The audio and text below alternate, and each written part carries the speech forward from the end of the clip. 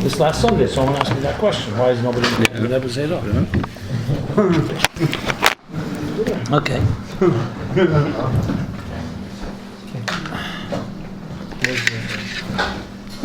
Very impressive.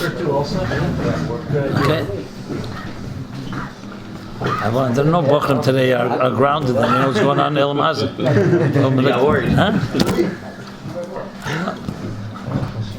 What was on the menu? Shvachamaises. Didn't have a well-stocked fridge. No, the concept didn't exist then. We didn't have fridges.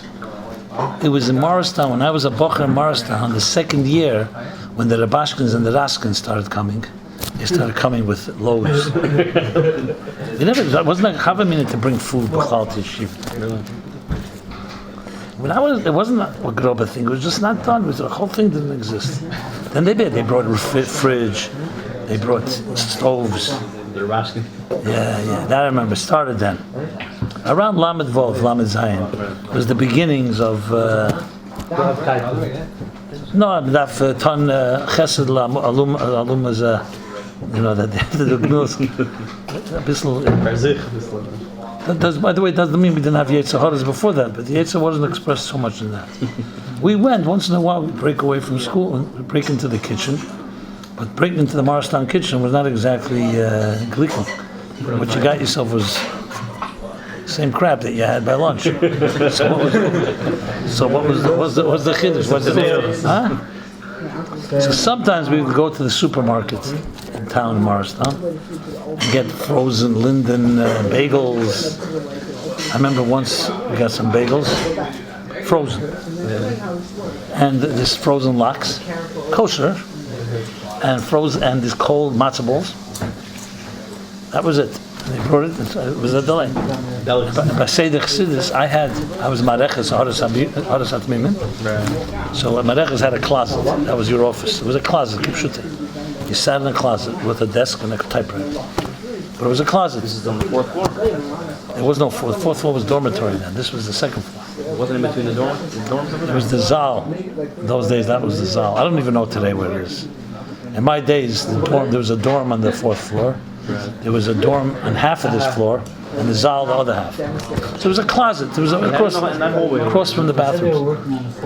So listen to this. So someone said to me, middle of Seder Chassidus, he says, I am hungry.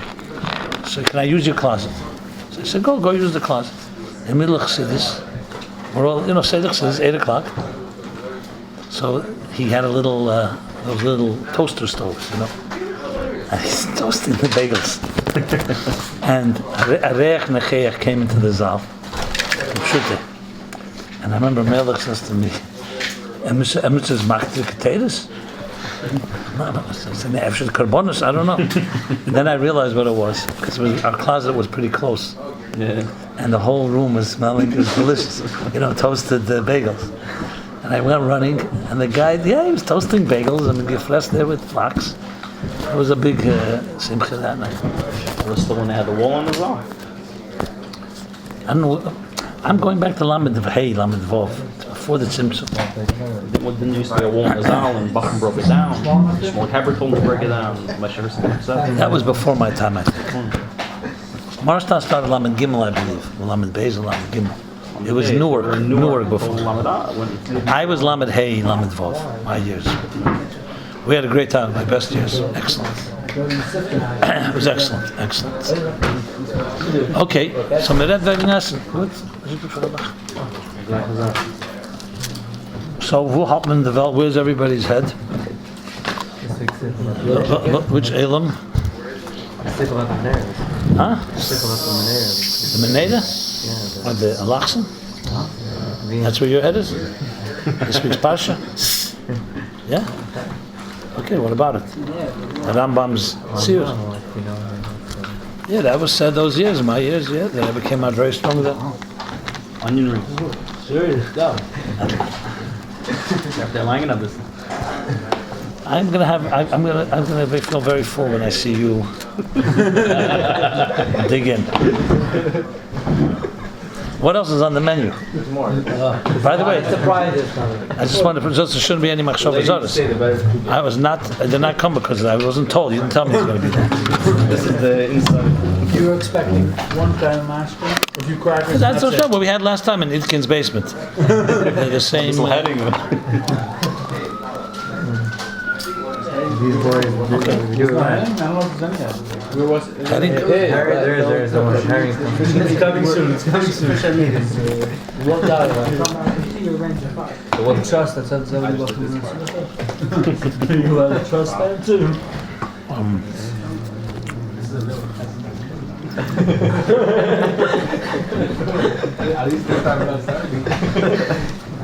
It's in front of you. You should put it in front of someone else.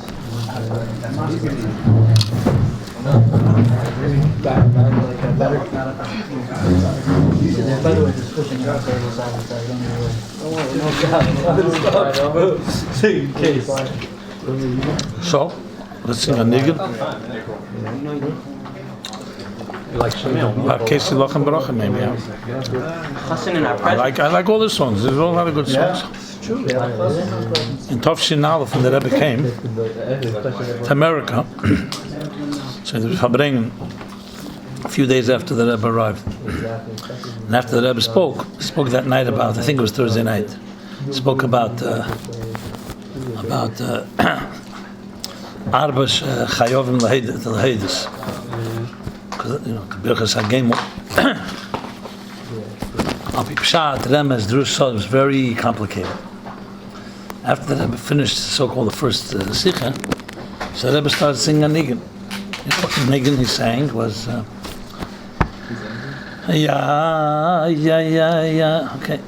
After the second Sikha, he started the same Niggun again. Every Sikha, he sang the same Niggun. And the Chassidim started talking to each other. They didn't know the Rebbe. They said maybe he never went to Timchet Mimsei. Maybe he doesn't know any other songs. It's the only song he knows. That was their thought. And the Rebbe was very hasnalachas. He didn't see. Reserved for you. I thought it was sweet. And the Rebbe didn't show much. It was very discreet. But then, it's printed in Sefer HaSichos, Tovshin Aleph. There was a Farbrengen, I don't remember when it was. I think a Shabbos. And the Friedrich Rebbe said, "Zol zingen Michels Lotscher was Niggun." So that's Fein Uschais, Wer weiß in Uschais, and nobody really knew. The Friedrich Rebbe kept looking around, and then the Rebbe started singing Michels Lotscher was Niggun. I think also the second Nusach. Then the Chassidim saw that he has a little more than one Niggun in his repertoire. Also mit de Benen niet. Friedrich Rebbe zei, bald komt rein die jongere Edem en weet dat best. No, but I'm talking about Michels Lotscher. It's connected. I don't think it's the same. No, that's a separate story. Okay. That's our Gedomet to the Niggun we're going to sing. Whatever the Niggun is. Whichever one.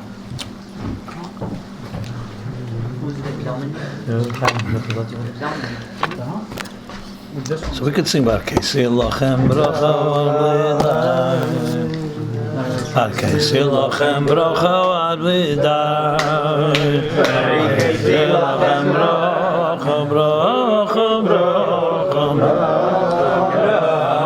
Bracha Ad Vidar Casey Lochem Bracha Casey Lochem Bracha Ad Vidar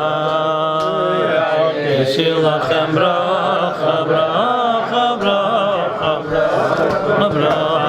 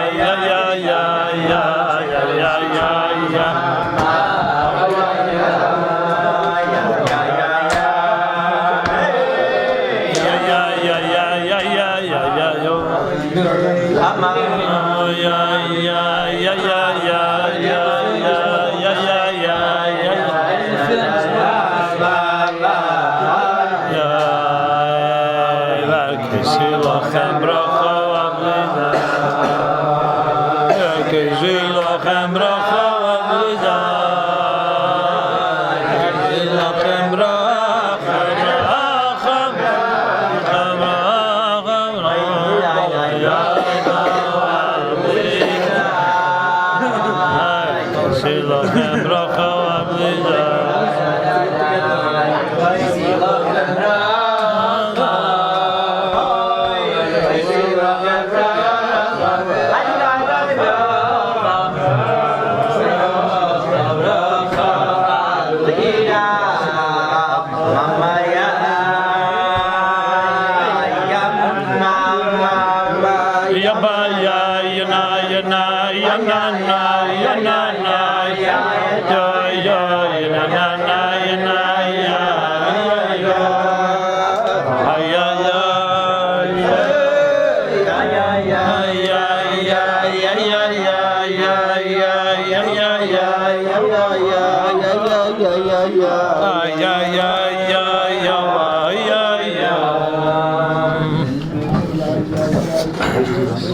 Dig in, yeah. You're using this around here?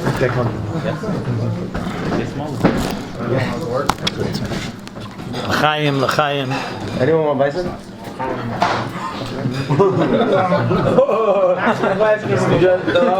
sorry, I missed something? Yes. Fine. They're bigger sins.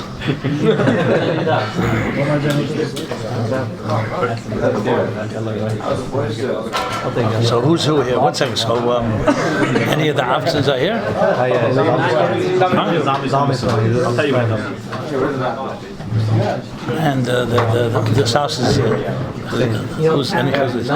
Your father Joseph? I'm giving you. Yeah. Where is he? You can invite him to the Farbrengen. Tell him we'll pull him out of bed if he doesn't. I go for the fish.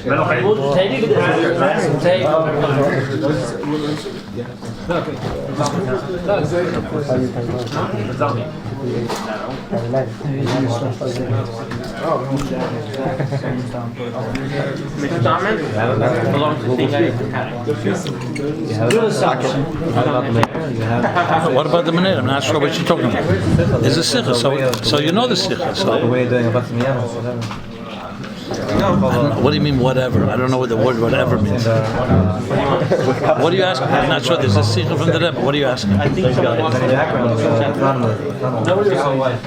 Who just walked in and It's good.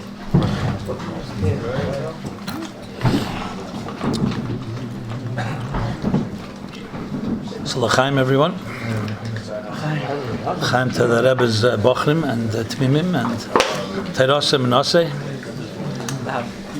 B'agdomas Havedis Latfila and Kim Mitzvahs Behidr. I look at your faces, I see Mamish Alakus. Someone sees it.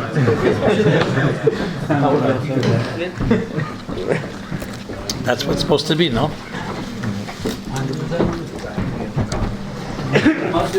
Chassidim said always that when you look in the mirror, you see what you are. And when you look through the eyes of the Rebbe, you see what you can be. Right? So I think everybody would love to be not who they are, but what the possibilities of what you can become. Would you all agree? Yes. I can speak for myself. I agree. So the good news is that everybody's potential is greater than their actual. I like that chiddush. The good news is that everybody's ideals are higher than what you're actually doing and living by.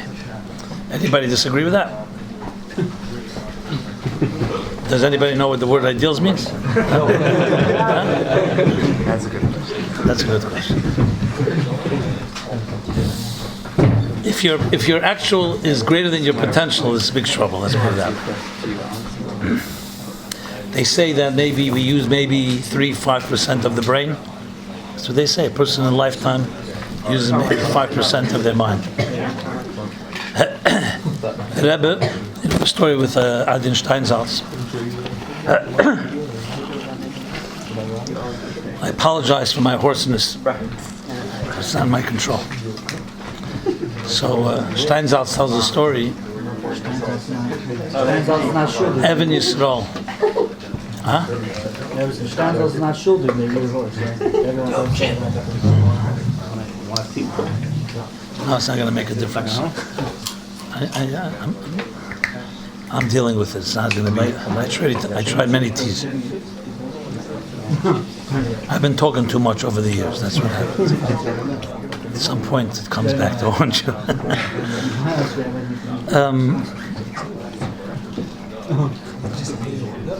So Steinzel tells a story that he once went for dollars, and he had a very prepared question he was going to ask that only the Rebbe could answer. He had taken upon himself. It's a pretty famous story, but I'll just share it. It's a good. He took upon himself. He felt too many jobs, and he stretched himself too thin. You know, there's some certain point. How many projects can you do? So he decided he's going to ask the Rebbe, among all the projects, what should be the priorities? What should he keep? And what should he push off and do later? He asked the question to the Rebbe. If you know the Rebbe, you can imagine that what the answer was. The Rebbe says, you ask him my opinion, not only should you do everything, but you should add a few more projects. So he went away thinking, good that Rebbe is a Rebbe, and he gives us keiches, but the fact is there's only 24 hours in the day. And you simply can't do everything.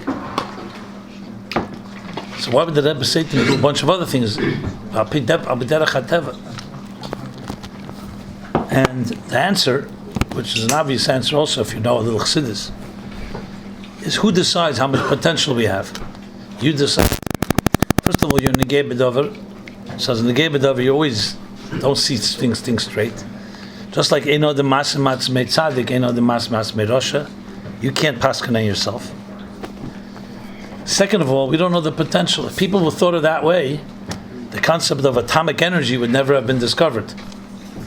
In 1898, the United States has a thing called a patent office. What's a patent office?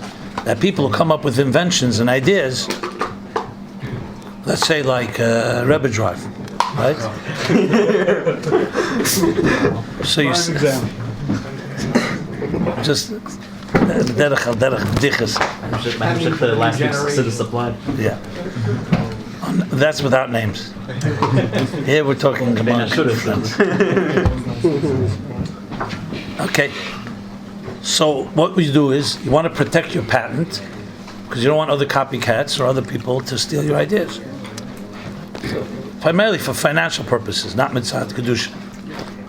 So you send a patent to the patent office. You know that people like Google, for example, has tens of thousands of patents. There are people who actually have a whole business plan just to create patents to sue Google for copying them, and they just to get money. They don't even care about the ideas. Yeah. So in 1898, the head of the Patent Office of the United States of America, that's what they say. Maybe it's urban legend, but upon him it's a good story. You know what he said? He resigned 1898. You know what that is? 1898, if you need context, it's Tofrei Samach. Tofrei Nun Ches, I should say. Okay? 4 years before the Rebbe is born, for those that see everything through the Rebbe's eyes. So he resigned with a statement saying, everything that's been discovered, that could be discovered, has been discovered. There's no point for this office anymore. Why? Because in 1898, if you're familiar a little with history, and since you're all Terosha Menoses talk about Isa Bar Almi, you look in Torah, and you see all the science and inventions in the world, right? Right. Most of them. Yeah. Almost everything. So,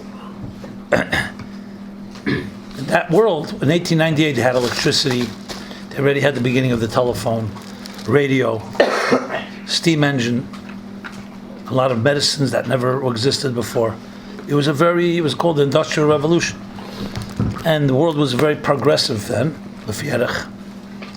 So if you compare 1798 to 1898, a different world. Different world. But we all know today, we're 2019, Tov Shanai Tes, And nobody's going to make a statement like this now. So you could ask, why not? 1898, no. But then, since then, came the television and came computers, came atomic energy and nuclear energy, internet, and everything we have today. What else can you really invent? But the interesting thing with knowledge is that the more you know how much there is more to know. The less you know, the less you think there is to know. It's like climbing a mountain. If someone asks you, what does the horizon look like? You know what the horizon is? Like, look, in Crown Heights, you can't always see the horizon, let's put it this way. So if you stand on, if someone says, what does the horizon look like? You'll say the true answer has to be, depends where you're standing. But most people will answer where they stand. If you're standing on the ground, it looks like this. You climb up a mountain 20 feet, looks like a little different. You climb up 100 feet. If you climb up 2,000 feet, it's 4 different answers you'll get for the same question. And the answer really is, it all depends on your perspective. If you're living in a little hole, so you see, but you potential is through the eyes of your hole. In a box, if you see a bigger. So in 1898, what they knew was what they knew. They couldn't imagine. Today, no one's going to say such a thing, because today, if you're familiar, it's a very good example also for Chassidus. People sometimes want to have an example. We say in Shlichus v'Amunah, and in Maimorim, we learn it all the time. All the Maimorim. That there's a chayes aliki in everything. And it's mahave, machayim, mekayim, b'chol rega v'rega. God renews the energy. So if someone asks you a question, show me where this energy is. I see a lot of things on this table. So many to list. Onion rings. Anybody didn't get the onion rings? Here, grilled chicken. I don't even know the rest. What is that? Salami. What? Grilled salami. Grilled salami. I thought it was sweet potato.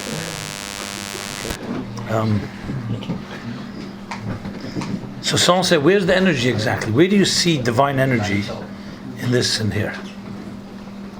The Rebbe Rashab in Teir Shalom, it says that he once, there was a big Yisrael in the middle of a Farbrengen, and the Rebbe Rashab says, That's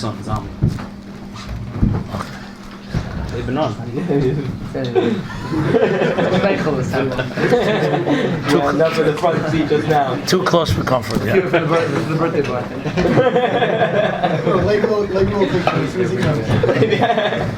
So the Rebbe Rashab, middle of Farbrengen, there was a rice taste, a big Yisrael. So he said, bring me a teller. Bring me a plate. Like in the Dvar Hashem in teller. Teller. In a teller, in a plate. A teller is a plate. Then he changed. So they brought a plate, and the Rebbe Rashab said, not Meira, he says, as mitzvah megashim zayin. In other words, people start saying some type of trick, magic trick or something. What is he going to show? Because if you don't have the right eyes. So how do you explain this thing, Dvar Elikim, Chayes Eliki? So the truth is today, with technology today, I'll get back to what I was saying in a few minutes. Imam Shavam, not just a moshel. It's a dover mukshi that everybody on earth will accept. If someone says to you, what you see on this table, is that all there is? Anyone, even if you're not a scientist, knows that everything is made up of elements, they call it. And elements are made up of molecules. And molecules are made up of atoms. And atoms are made up of subatomic particles. And subatomic particles, there's a bunch of levels. There's sub-sub. Basically, to use human language, today we know that your limbs and organs, right? You have arms, legs, you have a mind, a heart. Is that the human being? No, we know there's a thing called genes. There's a thing called DNA.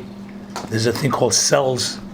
You may not all know what these are, but we all know that they're the real forces that shape who you are. And they're not visible to the eye. In many cases, you can't even see it under a microscope. And yet, these are the forces that make everything tick.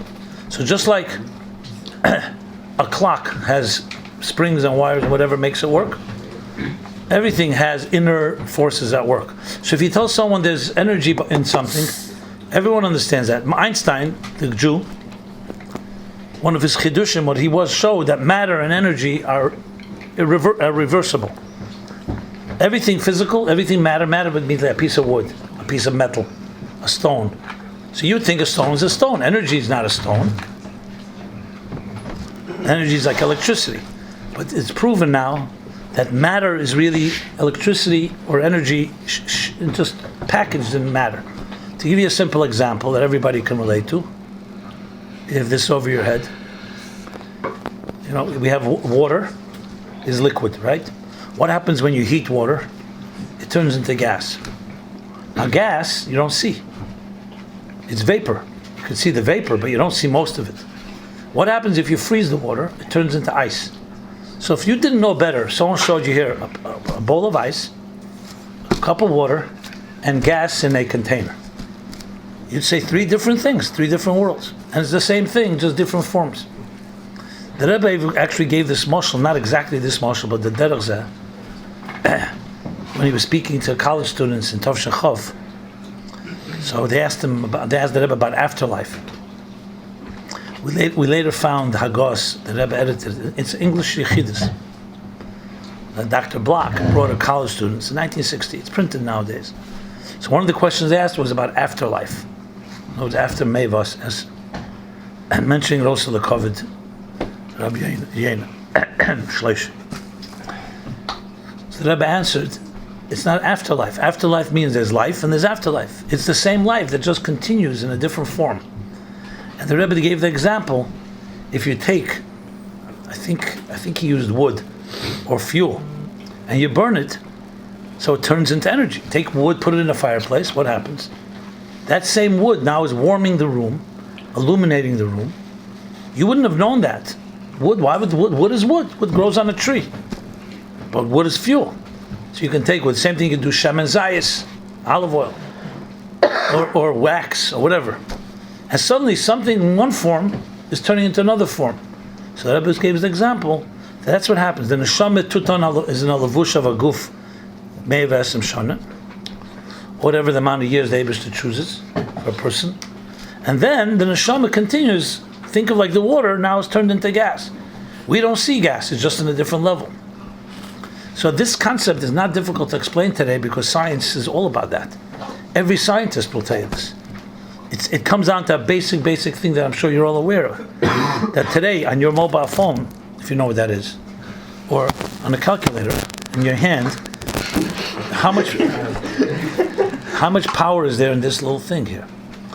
In 1950s, to be able to achieve what this phone can do, you needed blocks of computers. Blocks. Physical blocks of computer. Because how could you take so much information and put it into such a little place? A group of Bochurim, Mahalateda, a number of years ago. So they're mashpia, they're teaching Masifta. Said, you know what? He had called me up. He said, you mind giving the Bochurim a little primer on Chassidus? And I teach them Chassidus, but I feel they don't really get it, whatever. And I heard you speak about it, so so a group of Bochurim came, and being that I went to the same yeshivas, like we all went to, we're not going to do a class action suit against our educators, what they did to us. But I do know the limits of, let's put it this way, especially when it came to Chassidus. You don't think we should? No. First of all, I don't think you get anywhere. Because the Rabbanim sitting the Dintera are also from this system. Go to legal court. As thinkers say, you can't change a system from within a system. Let's put it that way. The Dalil Maven. So, and by the way, I don't mind if you fasten this recording. I might have. It's recorded, but you don't mind. In desperate times, we need desperate measures. Let's put it this way.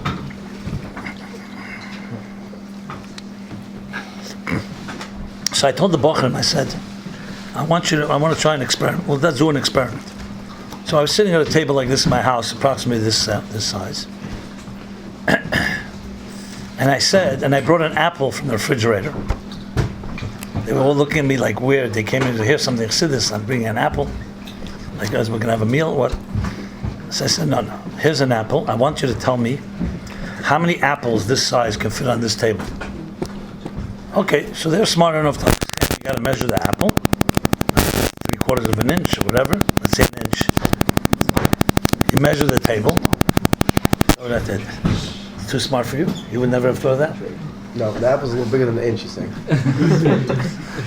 Are we going to debate that? Details, No, I'm just You tell me what size would you like? 3 inches. Half inch? 3 inches? Okay, 3 inches. Sweet. It was missed. Do we have to take a break? Huh? Yeah. It's like the hard dinner, between the Gan Eden and Gan Eden.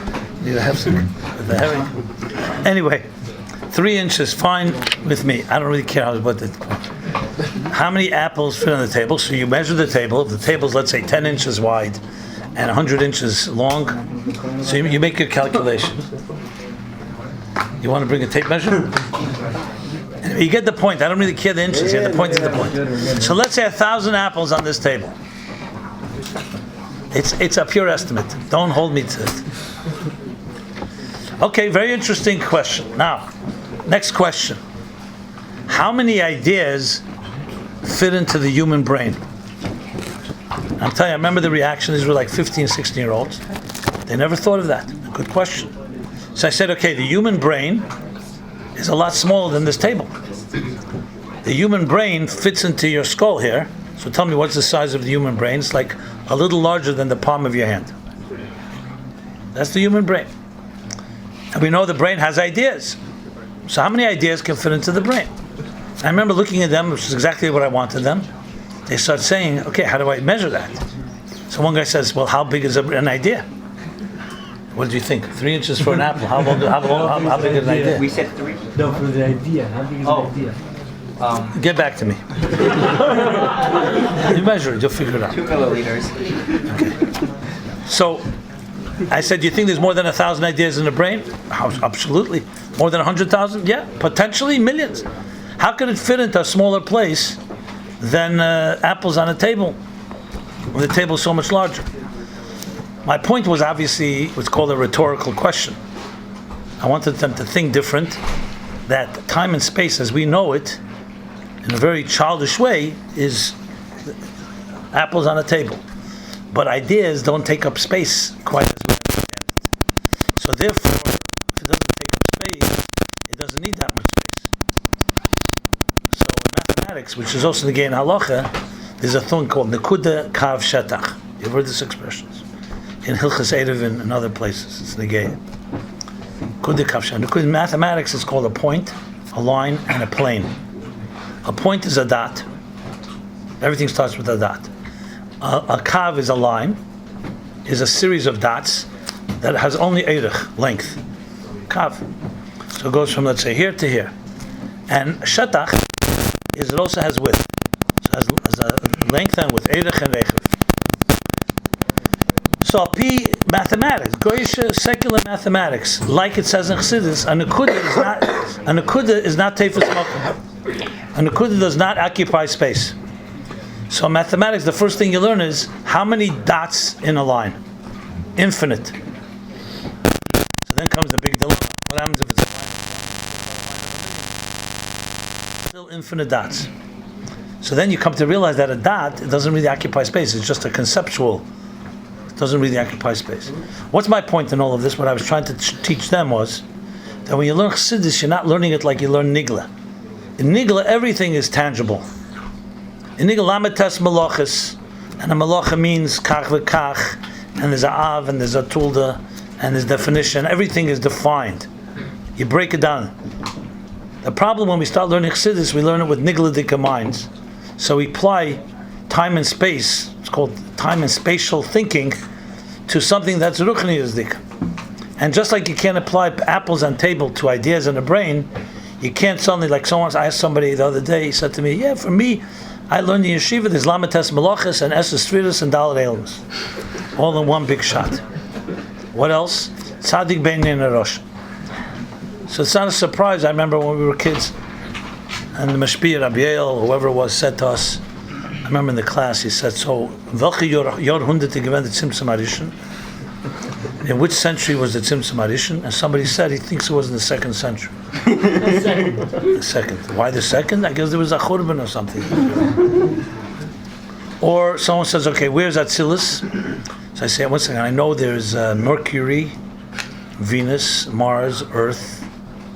Then there's, Earth, Mars, Jupiter, Saturn, Uranus, Neptune, and Pluto. Did any of you know that? I learned this in Yeshiva. Yeah. Ben Ashuris. And some say Pluto's not a planet, right? You're one of these guys? Like, you know?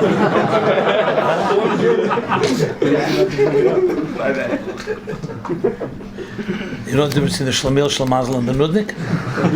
You all know that one, right? Yeah. My brother made it popular, but he doesn't say it b'shem Emri.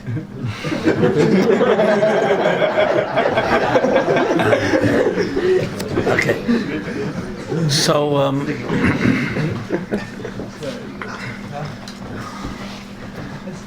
even though it's not my original either, I also heard it somewhere. I remember.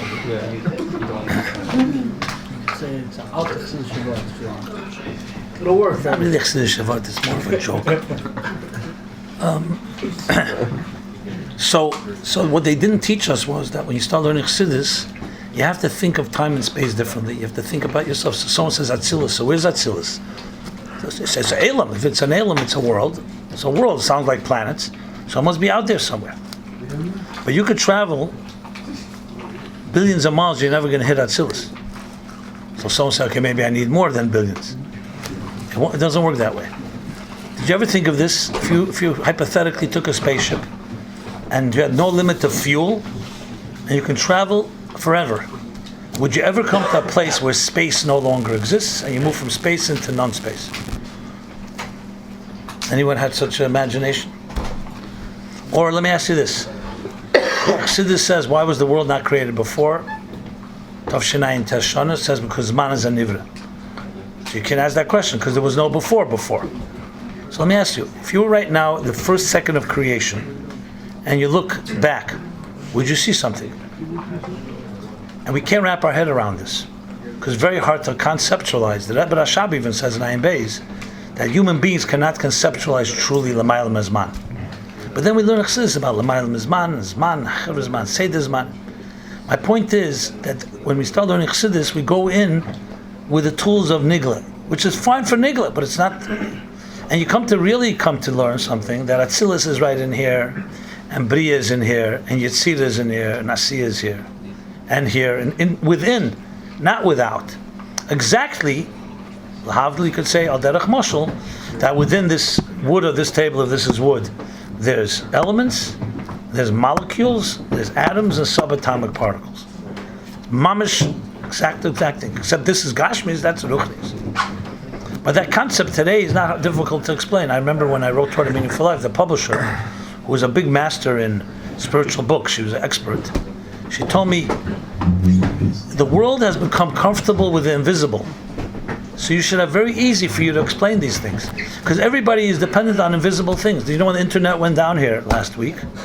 What happened? Yeah, you couldn't process credit cards. Everything stopped. How dependent we are on something that we don't even understand how it works. You tell me, can you wrap your head around this? I mean, I don't want to corrupt your minds, but there's a thing called television, you know? Okay? There's images that you see in a box. As David Raskin would say, when he would speak about these typhus, he said, they drink in schwarze Wasser, that he meant Coca-Cola, Bloye Wasser, Weiße Wasser, he meant all the sodas. And then he did the Kester level, so the menschlich inside, he thought this. So tell me, can you explain this? You're sitting right here, you take your mobile phone, you look at an image of somebody speaking or teaching or playing a sport. 5,000 miles away in Melbourne, Australia. Is that 5,000 miles? You're not, the geography is not your thing. Are you kidding me? You don't need to look it up, it's fine. I think it's something like that. I think it's 6,000 feet, whatever. Yeah. And you see the exact image, exactly what's happening. If you're on the phone with somebody, you can say, is this happening? How does that work? 1 second. The person is not inside your box. How'd that image simultaneously get here?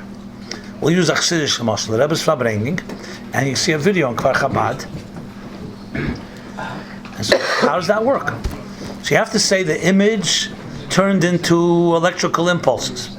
And those electrical impulses were transmitted like the speed of light or whatever the speed of sound through wires or through satellite. And then that image is recreated in your box. You could tell me someone that understands how that works? I've asked scientists who develop these things, they say, we don't know exactly how it works, we just know it works, and we know how to manipulate it. Because it means that there's something going on beneath the surface that allows you to transmit these things. All this I'm leading to is that the world we know, and what Chassidus teaches us, the world we know and the world that really is, very two different worlds. And anyone that is arrogant to think that in my little box I understand it all, even if you're not, even without Gedusha and Bittel, even from a point of view of Chochem B'Goyim Tamen, we know that's not true. Because what you see is only the surface level of things. So I go back to the story with Steinsaltz. What I wanted to say was, so when the Rebbe said, take on more projects, the Rebbe was not fantasizing or living in some dream. He saw what a person is capable of, not what you think you're capable of. And I don't want to compare it, but lahavdil, if you talk about a coach, even a sports coach, that push someone, these people who are brilliant athletes, tennis players, marathon runners, or whatever it is. You think they know what kind of limits they have? If they didn't have a coach that kicked them in the butt and pushed them, they would never reach that extent. Ask everyone who excels, they'll tell you I excelled. You know why? Because I lost to my opponent again and again, to the point that I had to become better and better and better. Without resistance, you cannot excel. You can be good, but you can't be excellent. I remember when we worked in Chazorah, it was a hard job, trust me, to remember 5, 6, 7 hours of a Farbrengen almost verbatim. We can talk about it. Some people, when they hear that, they say, it's impossible. How could a mind do that? But we did it. And it's not because we knew we can do it. We forced ourselves, we pushed ourselves. It felt like the Rebbe's words, if no one's going to remember it, it'll be lost. Tape recorders on Shabbos and Yom Tov. So if you value the Rebbe and his words, it brings out a certain adrenaline that you want to do whatever you can. Now, I'm not saying everyone has the gift. Some people definitely are more gifted than others. But we all are capable of remembering much more than we think we can. And people tell me, it's impossible. I can't do that. I can't even remember 2 minutes. I read a page, I don't remember what it says. Because no one's ever pushed you. You never had resistance. You cannot know how strong you are. How could you know? If I put my hand here, and you push your hand, and the more I push against you, you can find out how strong you are. But if you never had anyone that pushed against you, how strong, how do you know? You don't even know how far you can go. What the Rebbe, at least in my Gashmiz the cases, would say was someone that sees how much you're capable of, and even beyond, and pushes, knowing it's the only way to bring out the oil from an olive is if you pressure it. And without pressure, nothing happens. I always look back at my yeshiva years, and I feel like so much wasted time, because no one pressured us. I don't want to compare it, but the Rebbe compared Tzivus Hashem to an army. You go to an army, my friend, you're waking up 4 o'clock in the morning, and they're packing 300 pounds on your back, and they tell you to climb up a wet mountain. And you say to yourself, what am I doing here? I want to go back to my bed. Who wants to climb up a mountain? But then you look at soldiers, and they do this after months, and they finally work themselves. The discipline they have is unbelievable. I'm not suggesting going to the army here. I don't think any of you are interested in waking up 4 o'clock in the morning. You're comparing it to the army, but look at colleges. We are stretched much more in yeshiva than the colleges. You have 2 classes a day, the rest of the day they just do revision and partying. Okay, one second. Let me make my presentation. It's called opening monologue. And then you'll give your comments and questions. Let me know when I know you're very impatient, but you know what? I'll tell you what to do. Write down your thoughts. Write down your thoughts, so you don't forget them. Thank you.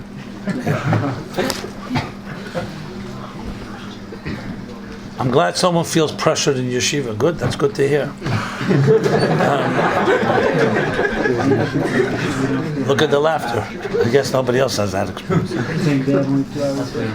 The people laughing are in yeshiva. Why? Because they don't give you toilet paper? Why? There's a lot of pressure there. That's the pressure. I wasn't there. This is what the shmuz are, you know. I thought they was making a charity campaign for toilet paper in Benoit.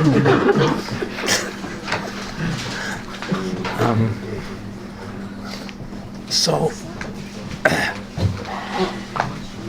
I'm only using an example because when the Rebbe speaks about Tzivus Hashem Grade for children, and very often the Rebbe writes letters, and he writes about Kabbalah Sale, he brings Tzava always as an example. There's no Mises.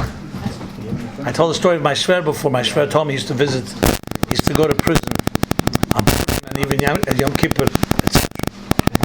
So one day we're in prison, Mitzrayim, and my Shver and a few other Chassidim were there, and they get up and they say, okay, all men after Bar Mitzvah, I think everybody's there after Bar Mitzvah, but all men, Jewish men after Bar Mitzvah, are going to put on film. Okay, they line up. One guy refuses to put on film. So my Shver gets up in a chair and says in his broken English, he says, listen, my friend, we are here in a place where you do what you're told to do, not what you want to do. A prison. And then the guy put on film. So there's a mile to have a certain Kabbalah sale,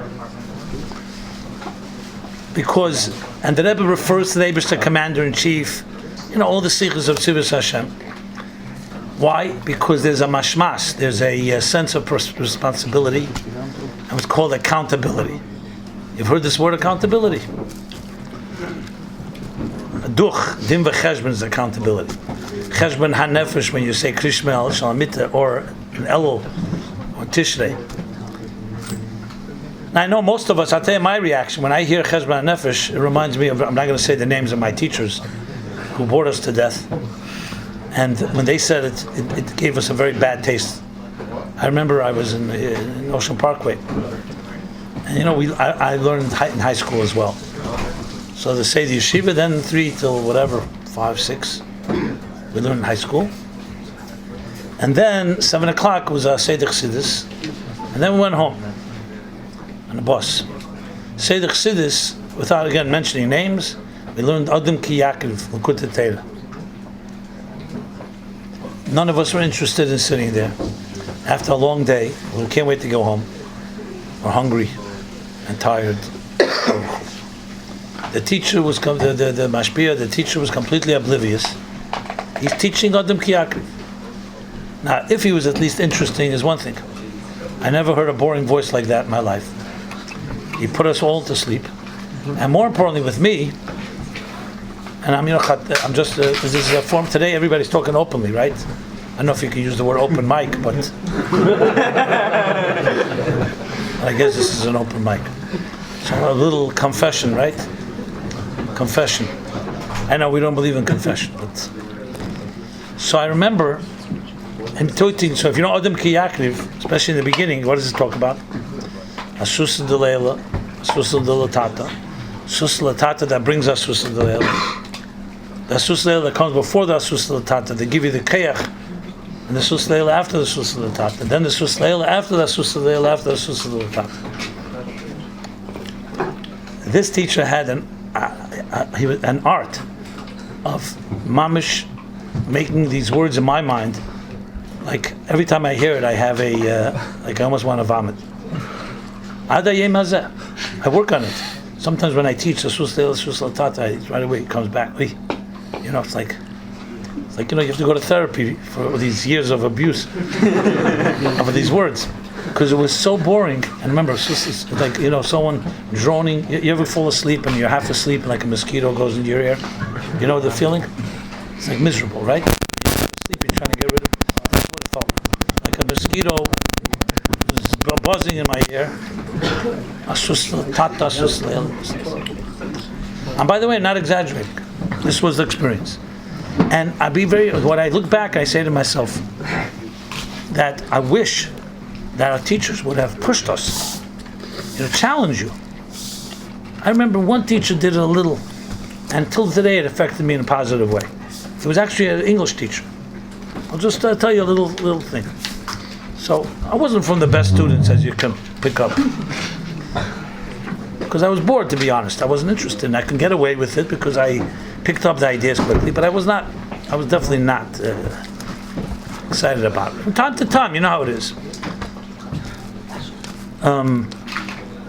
So it was an English teacher who asked us to write up a description of a beautiful scene. He wanted to teach us some writing skills. It was 11th grade. I remember his name was, we used to call him Mr. Bloomingdale's, because every day came with a new beautiful set of pants and belt bottoms. It was like always dressed up. His name was actually Mr. Millendorf. That was his name. I think he works at IDT today. I think I owe him a few mechillas. Maybe I'll call him one. But so he said to me, I remember he said to all of us, write something up. So I took a sunset and water washing up on a beach, and I described it in my own words. I remember he came over to me. He said to me, "I'm going to teach you the power of the adjective. This is not the Gedel Limud Echel, so please don't report this." The power of the adjective. So I wrote the hot sun setting in the gray sky, something like that. So he said to me, "No, you have to add a bunch of words. The hot glaring sun setting in the blurry gray sky." Adjectives describe a noun. You say a table. What does a table tell you? But if you say it's a beautiful table, it's a blue table, a gray table, a elegant. And this little lesson remains with me till today. When I write, I always say, you want to describe something, you can't just describe the fact. Describe the arum, the ruach. Like the Rebbe says with Friedrich Rebbe very many times, you don't just tell a story, you tell it with the details. What was the feeling? That's how you communicate. Someone will tell you, describe a Farbrengen. Describe a moving moment in your life. If you can just tell dry facts, it's not it. So I think back and I say, wow, so much energy that we had, and nobody ever pressured us, challenged us. By the way, it's one of the secret reasons why I came up with the idea of the essay contest for Chassidus applied, because when you have to write something, it forces you to dig deep, and it's very hard to do. If any of you ever written anything, whether it's a Pilpul Talmidim, or a Harasat Mimim, or a Siburim, whatever, you'll see it's not easy to write. Just like it's not easy to speak. You could think of an idea, but you have to speak about it to tell people, you'll always say it's harder. And to write about it is even harder. But if you want to really express Chassidus, I spoke briefly about this by the Shloshim before in Beis Rivka. I always say this to people who say to me, I said, if you cannot explain an inyan of Chassidus, a malas seviv atzmus, eses firas, teyu, tikkun, kav, tzimtzum, whatever, if you can't explain it without using any Hebrew words to someone who does not know what the ideas are, you don't really understand it. And everyone I tell this to, almost everyone says to me, that's not true, I understand it very well. So I say, so why don't you explain it to me in simple English? I can't say it in English. So I say to them, how do I know you understand it? You're just relying on crutched words. Tell me what it means in simple English. And I stand by that. And until you're pressured to do it, you don't realize how much power you have. And when you do it, you suddenly realize a new world opens up. So it's never comfortable, because like I said with athletes, nobody wants to be pushed. If you could run a marathon of 10 miles, why would you run 20 miles? But it would only be if there's a motivation. There's kina sofrim tarba chochmeh, or there's some other push. So I go back to the story, what I see, how I would describe it, one powerful thing, and especially with Bochurim, because Bochurim have all the time in the world, despite what you may think. I know you all have daigas at Parnosa and under daigas. You have all the time in the world. You're more or less supported by somebody else, and you don't yet have the challenges of marriage, Parnosa, and other things that come with life. When you're younger, also usually, Baruch Hashem, have less health issues. So you have a lot of time. But like they say it's a tragedy that life is wasted on the young. The young have the energy, the older people have the experience, and these two never meet. Because by the time, as they say, I saw somewhere a good line, it said, I'm too young to know, and I'm too old to find out. So, however, the Rebbe looked at Bochurim very, very differently than anyone else did. He saw Bochurim for the unbelievable energy they have, and that they can create revolution because they're not trapped in old customs. You know, someone who already has been doing something for 20, 30, 40 years, very hard to change their routines. But a young Bocher, or even older Bocher, still is shapeable. It's like they say, like a child is like a warm ball of wax. You could shape in many different ways. And if a good experience in your life or bad experience happens when you're young, it gets etched into the warm wax. As we get older, the wax hardens, just like our arteries harden. And you become less flexible, and then these things are harder to change. You know, there's no one point in life where you're 24 where it suddenly hardens. It's a small process. It's like the Rabbeinu Bachaya writes, Tinuk mishanel maschil yisyavish. You don't start aging when you're 80. You start aging when you're day one. Except you don't see the aging process because it takes time. But you can't be 80 if you want 70. You can't be 70 if you want 20. You can't be 20 if you want 10. So the process is a slow process. And the best age of all, the prime, is, I would say, 17 to 24 to 25. Now don't get me wrong. I don't see myself as old, even though I may be older than that. Like I always say, I'm 17 with 42 years of experience or whatever it is. Because you could always stay young. Youth has nothing to do with age. Because if you have that passion, but it's much easier. And the Rebbe saw, and look what he did. Took young Bochurim, and for that matter, young girls as well, and turned them into powerhouses. In their lives, they would never have gone close to that. By challenging them and also giving them a sense of urgency and demanding. And those that got it, got it. Those that didn't get it, that's another story. So that idea that someone will say to the Rebbe, I have my plate full and I can't fill it more, that's very good when you talk about apples on a table, but not when you talk about atomic energy. Do you know what it takes to create the power of an atom bomb? Atomic energy. Atomic energy is like 10,000 the power of a regular bomb. You can't even imagine this power. It's impossible to fathom. What do you need to create atomic energy? How much fuel? You need almost nothing. You could take a follicle of hair, and if you're able to tap into the atomic power within it, you can create the most energy in the world. Say, how's that possible? Energy, you need to have gas, fuel, explosions. Because, as much as we don't understand it, the atoms inside of a hair, I'm talking about a strand of hair, are very tied together. They're so tight nobody can break it apart. They're like glued together. If you break it apart, it releases gvul energy almost. So how do you break it apart? That's the challenge. So there's really two ways. It's either what they call nuclear fission or nuclear fusion. Fusion means you attach it more, you connect it more, you concentrate them more, and fission is you separate them. So how do you do that? Either with tremendous amounts of speed, you speed up the particles, you put it into what they call like a particle accelerator. In France, they have one that's miles long, and they put atoms in there and they speed them up, or you heat them to very, very high temperatures.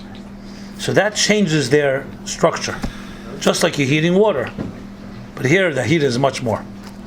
And you can do that in a concentrated way, you create this, called nuclear reactors. This is nuclear energy. It's interesting, Stam Agav. Fission is like pirud. Fusion is achdus. All nuclear energy created today is through fission, through breaking it apart. And one of the biggest challenges today is to create nuclear fusion, because that's clean energy. You ever hear radioactivity, cancer, and so on, comes from fission. Because when you break it apart, there's a lot of waste, and it creates a lot of problems. But fusion, achdus, would have no waste. The problem is they can't figure out yet a way to create that fusion, because if you have to spend as much energy to get that same energy, it's not worth it. Anyway, it's a derech hag. If you got what I said, it's good. If not, it's not. The point I want to make is that we are filled with this atomic energy, or nuclear energy. The Rebbe saw it, sees it, and that's what he pushed Bochurim. It's amazing to me. Now, the only way possible is the Rebbe is the Rebbe is the commander-in-chief, and it's a Kabbalah sale because the Rebbe says something, you must do it. If it was optional, the whole thing wouldn't happen. I'll share one more story. We'll sing on Niggun. I think I'm talking too much of it. I'm not going to say names, but there was a chassid, the Rebbe wanted him to go on a certain Shlichus, and he wouldn't go. Came Simchas Torah, the Rebbe gave him a bottle of mashke to go on the Shlichus. He refused to take it, to the point that the Rebbe threw down the bottle. In the earlier years, the Bochurim saw it, everybody saw it, and this person became, as you can imagine, non gratis. The Achzorim among us, of course, found a great opportunity to be rid of him. Like it says in Chassidus, has nothing to do with the Rebbe, it has to do with their own Achzoris. Now they have a korban, And he suffered in his own way, and the Rebbe would not say l'chaim to him in a Farbrengen for 8 years. So, I mentioned before Apin Altes. He was a chaver with this fellow. That's the reason I'm telling the story for this. And he told him afterwards, after Simchas Torah, he said, I think it's very powerful. You got to hear this. He said, I'll say it in Yiddish and I'll translate. He says, "A Rebbe hat nicht kein Armee, hat nicht kein Geld, hat nicht kein Empirie. Kol Keiche von a Rebbe is sein Wort, is Dibur. A Rebbe does not have an army, he doesn't have an empire, he doesn't have money. All his power is his words. If you don't listen to the Rebbe, you're taking away his whole power. There's no such thing as not listening. Go to the city the Rebbe tells you to go to, and come back 2 weeks later under the radar. But the Rebbe says something, but there's no such thing. What you're doing is Merida B'Malchus. You're undermining the Rebbe's power. It's the only power he has is what he says. He doesn't have any other power. Anyway, I don't know if the guy did it. I don't think he did it, but I thought the word was a meredike chassidische hergish. Because, look, Mamonevshach, like Rabbi Shmuel Munkus said to the Alter Rebbe, Eibista Rebbe, nothing will happen. You all know this, right? The famous Mamonevshach. And even if you're not, so it says very sharp words. He says, "Kum dira kailin kop." They didn't print that in the Rishimah.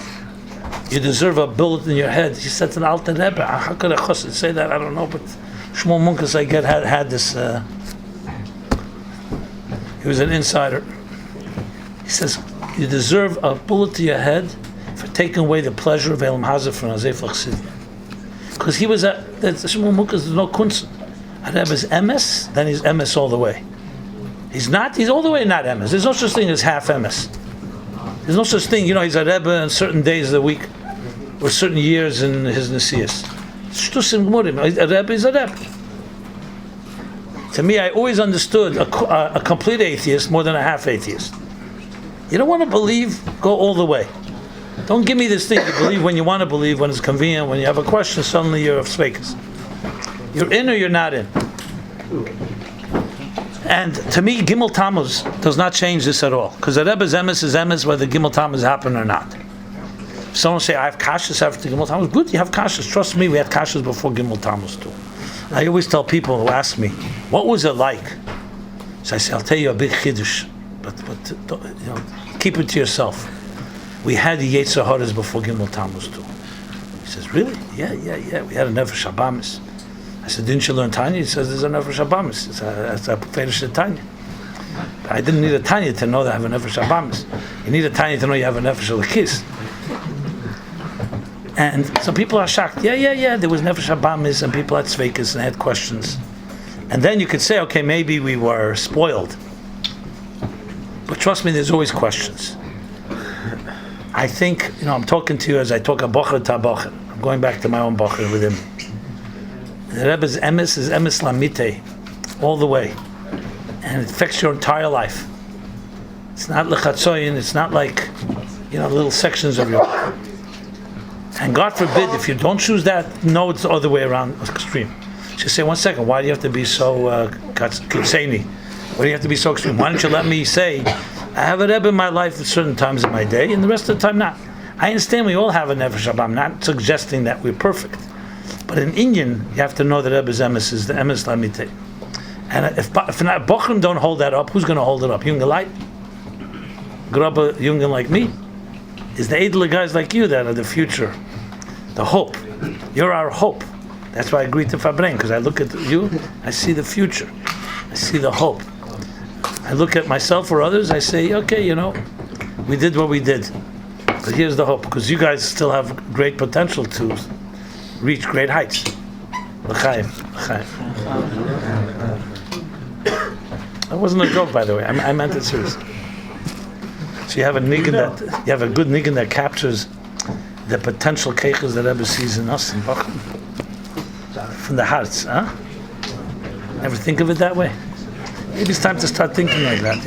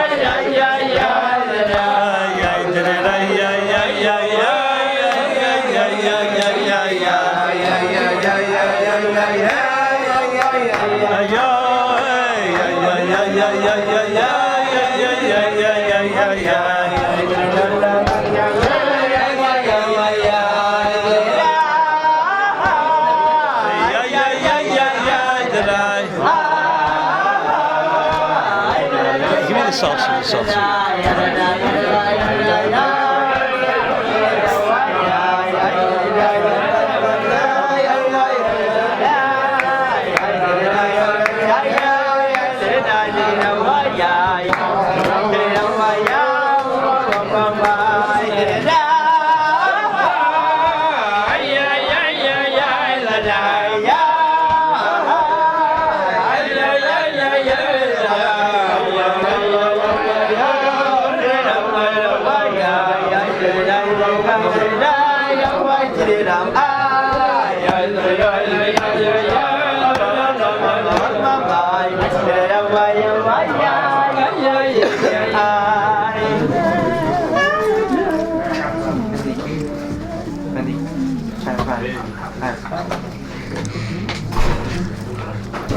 L'chaim, l'chaim.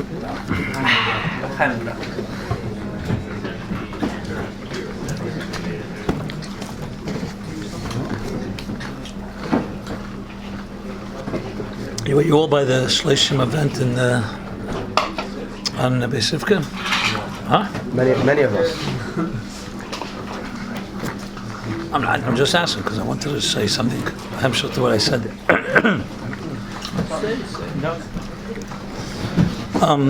I told her, I shared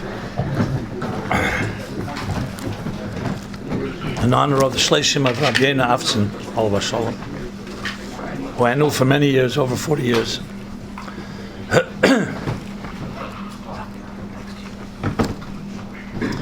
And he's a perfect example. You don't know what human being is perfect. But what's... Huh? No, he's a perfect example.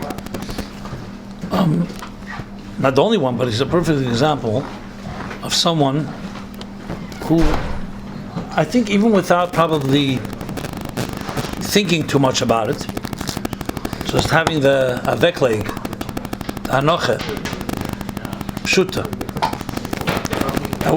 that we come to this world, and if you zeichet to be a chassid of the Rebbe, it's very clear you're a soldier of the Rebbe, and God chose you. It's a zchus, not an obligation.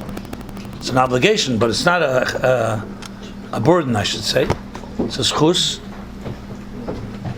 to be told by a shlich of the Eibishter what your shlichus is. And though it's like, you know, when you're living through something, you don't always appreciate it. But I remember the early years, because as I said, I came into the scene a little earlier than him. But I remember the early years of Sikhs in English, and it came down to really complete dedication. Some would even call it complete mishigas of Bochurim, who knew no day and night. And they were just completely involved in the Rebbe's inyan. In this case, publishing the Shlichus in English, and sheer determination and persistence, and nothing will stop you. Someone say you have experience in publishing. I remember the first time Zayn asked me, "How do you get a copyright?" I said, "I don't know." The same question, you know. So we started looking around, asking people off the street. By the way, you know how to get a copyright? Most people answer on Kingston Avenue, "What's a copyright?" You know. And then ISBN numbers and Library of Congress. And trust me, it was like we didn't know what hit us. And you have to do these things, and then we make all the mistakes as well. Trust me, a lot of mistakes. But what was unwavering, what was driving, was this. This is the Shlichus. I don't know what I'm doing, but I'm going to do it anyway. Now it has its milas, it has its chassidus. The mila is nothing can stop you. The chassidus is that if you're not humble and wise enough to realize that you got to get some advice, you can end up making also big mistakes. Okay, so you learn on the job. And that's what we did. So I was obviously a very different personality than Yonah, but it was the same kav. I was doing it my way, he doing his things. Since it's a Shloshim, I thought appropriate. At the end of the day, we want to take lessons for ourselves. So there are dugmoyes. So I say to myself, excuse me,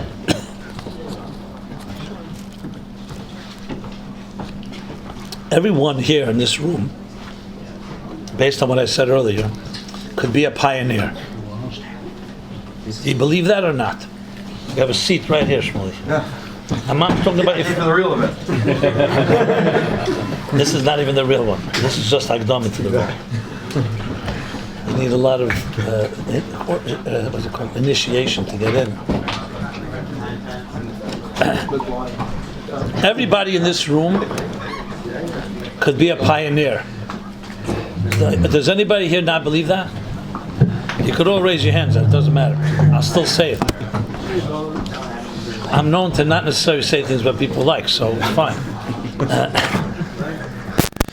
No, but seriously, does anybody really fundamentally believe they can be a pioneer? What's a pioneer?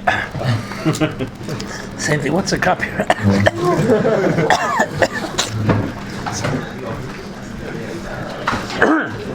Just when I'm getting to the punchline, I can't get it out.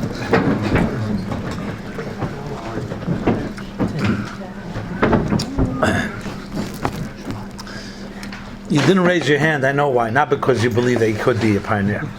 Because it doesn't pass to raise your hand. I got it. I tried this question before, trust me. I know the response. Once you raise your hand, Because it's a no-win situation. If you say, I could be, sounds arrogant. You know, if I can be, what does that mean? The truth is,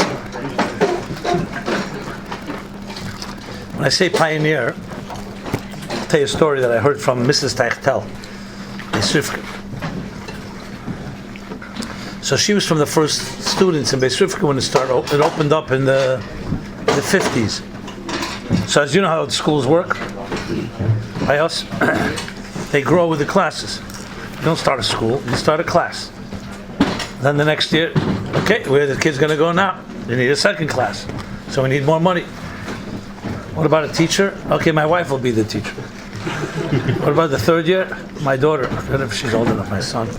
Or I'll be the teacher of both classes. You know how it goes. That's how most of it. So Beis Rivka had reached already elementary school, reached high school. So now they already graduate. Now next is seminary. But there's no seminary in Chabad at that point. So, especially the more academic students wanted to go to other schools, college or whatever it is. So Ms. Techtel, her father was famous Meir Ditkin of Zexeneinzige fame. So she said to him, you know what, I'm graduating. I'm going to go next year to college. I want to learn psychology, education, I'm not sure what it was. Now he, of course, gave her a pushback, said, no, you can't do that. Excuse me. And she was arguing with him. She says, write to the Rebbe. And he says, you can write whatever you want. I'm not going to censor what you write. You write to the Rebbe, whatever the Rebbe says, that you'll do. So she wrote to the Rebbe a blunt letter, and she wrote, high school has ended, and now they want to start a seminary, basically, but she doesn't want to write. She wrote these words, I don't want to be a guinea pig. Experiment. You know what a guinea pig is? It's not actually a pig. It's some type of creature that I guess they use in laboratories to test things. It's pretty cruel, but if you ask me. So she's saying, I don't want to be a human guinea pig. Experiment, you know, I'm not of kindergarten age. Now I want to study. I want to go to an established school. Well, you know what the Rebbe responded? He circled the word guinea pig. Actually, when she showed the letter to her father, I think it was after she sent it in. He said, how do you write to the Rebbe guinea pig? He thought it meant a chazan, you know. She said, first of all, I didn't write a guinea pig. Second of all, guinea pig is not a chazan.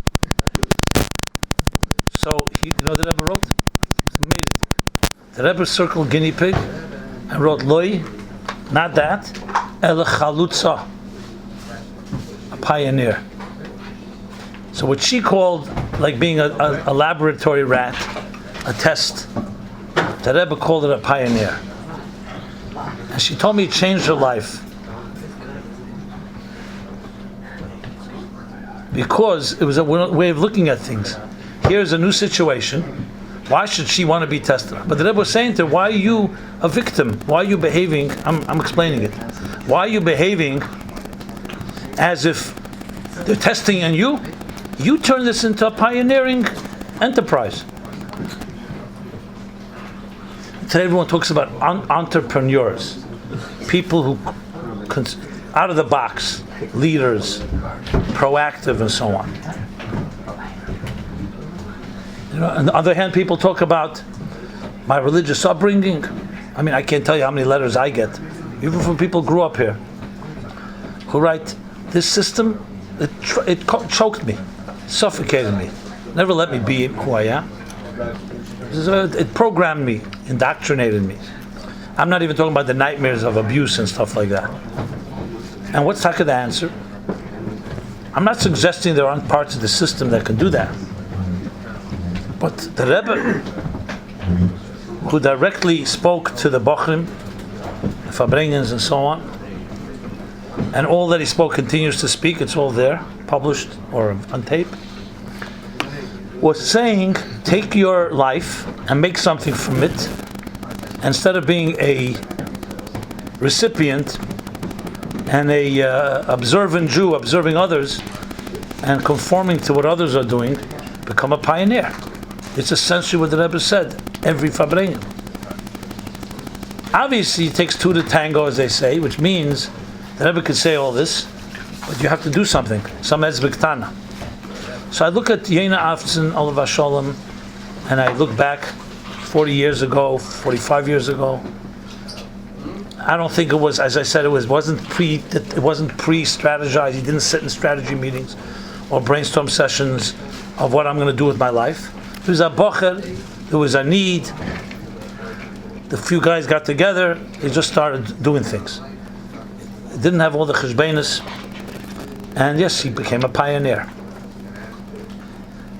I don't think he planned it. I don't think he was even what his goal was. His goal was to do what the Rebbe wants. But the Rebbe wanted us to be pioneers, and he took his skills. Would you say that of all the Bochurim in 770 at the time, Yonah Avtzon was the number one publisher? Type. There may have been others. They didn't try, but he did it. And that was the Rebbe's, the power of commitment. That if you have that absolute commitment, you can achieve unbelievable things. And I hear this all the time. I tell Bochurim this, or young people, they say to me, I'm not talented like that. I'm not talented like that. Tell me, that if you have that answer, let me tell you how I hear that answer. And I say it with all respect, but it's going to be critical. Winners and leaders never have such an answer. There's no one on earth that can do it all. If someone said to you, I'm going to go into real estate. Now, to buy real estate, you need a lawyer. You're not going to sign your own contracts. So you can say, I'm not a lawyer, how could I do it? The answer is very simple. You'll bring the person that knows how to do that. Just like if you need medical thing, you go to a doctor, an accountant, a bookkeeper, a designer, a programmer. Since when? A leader will never say, I can't do it. He'll say, I'll bring who I need. The key is you're the captain of the ship, and you'll bring whoever else you need on the team. That's how leaders think. But the mere fact that we say, not talented like that, it's not the saying you're some of. It means you're not even thinking like a leader. You're thinking like a victim. Who am I? Nobody. We all have. I understand. We all have confidence issues. That's not the point. What the Rebbe did says, I'm not asking you to be confident. Be confident in me. I'm giving you the cause. I'm telling you what the mission is. Bring Geula, Mashiach. I'm even giving you the direction how to do it. Use your talent and figure out how. And I can tell you, I've been around, I travel around the world many times, been to many, many Shloshim, and I look at it, you go speak, and at night you have dinner with the Shloach and his wife, the family, sometimes for Shabbos, a guest for a while, Zet HaMayil. It's also in English, a guest for a while sees a mile, you see. And I always, as a self-anointed sociologist, I like study these, I would say anthropologists, but I don't know if you know what that is. You don't know what sociologists is? Okay. The truth is, I also don't know. I have a sense. It's like the study of society, of social structures.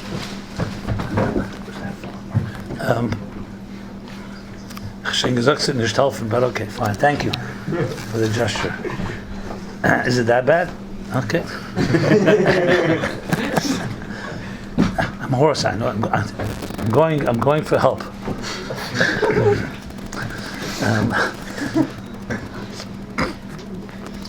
So you study, you see, and I see some fascinating things. Besides the commitment, things you always hear, 24/7.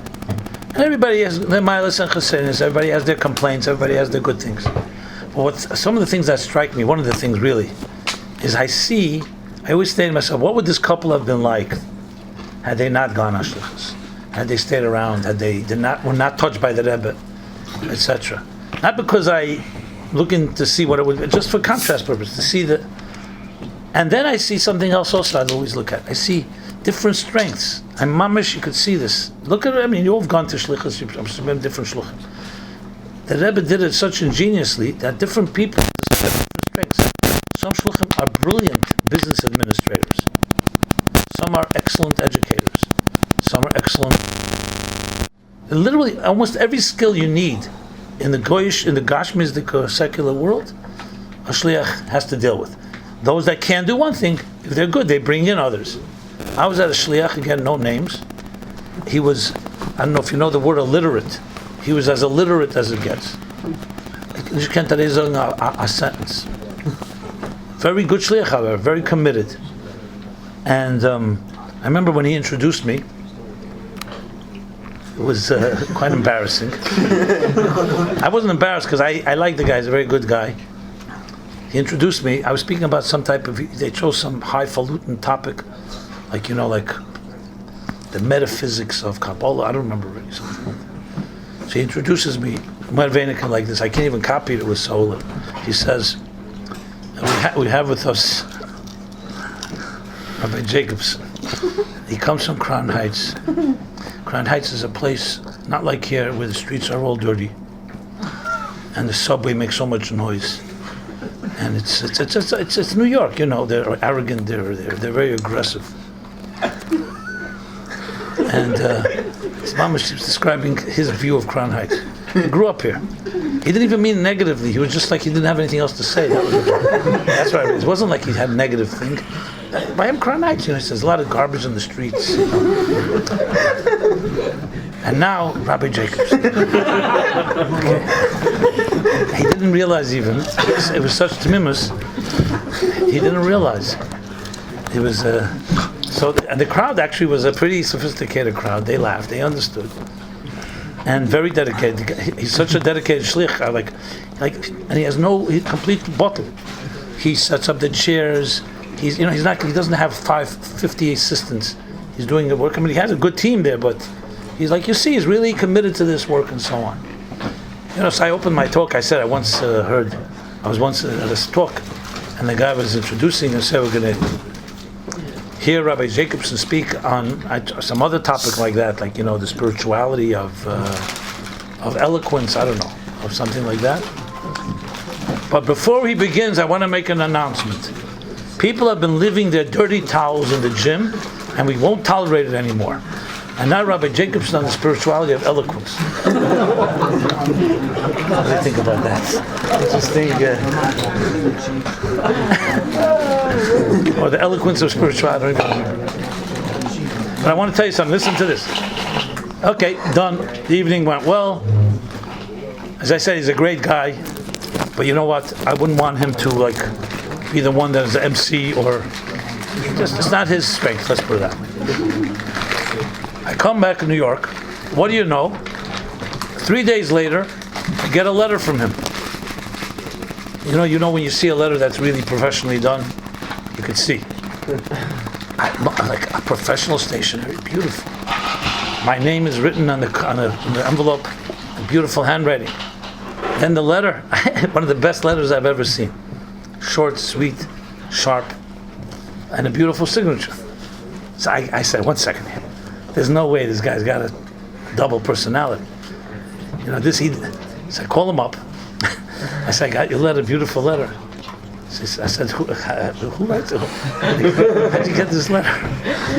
He says to me, I have excellent secretary. I said, he says, she even signs my name. Everyone thinks that's my signature because I never sign. I don't know how to sign my name. So I realized, wow, that's it. All he did was pay a secretary. And he's got the most beautiful stationery and beautiful letters. And that's that, completely committed. So he didn't ask a question, I don't know how to write, how could I do this? The Rebbe said, you do it, you go there, you figure it out, and you hire everything else. Andrew Carnegie, you've heard of him?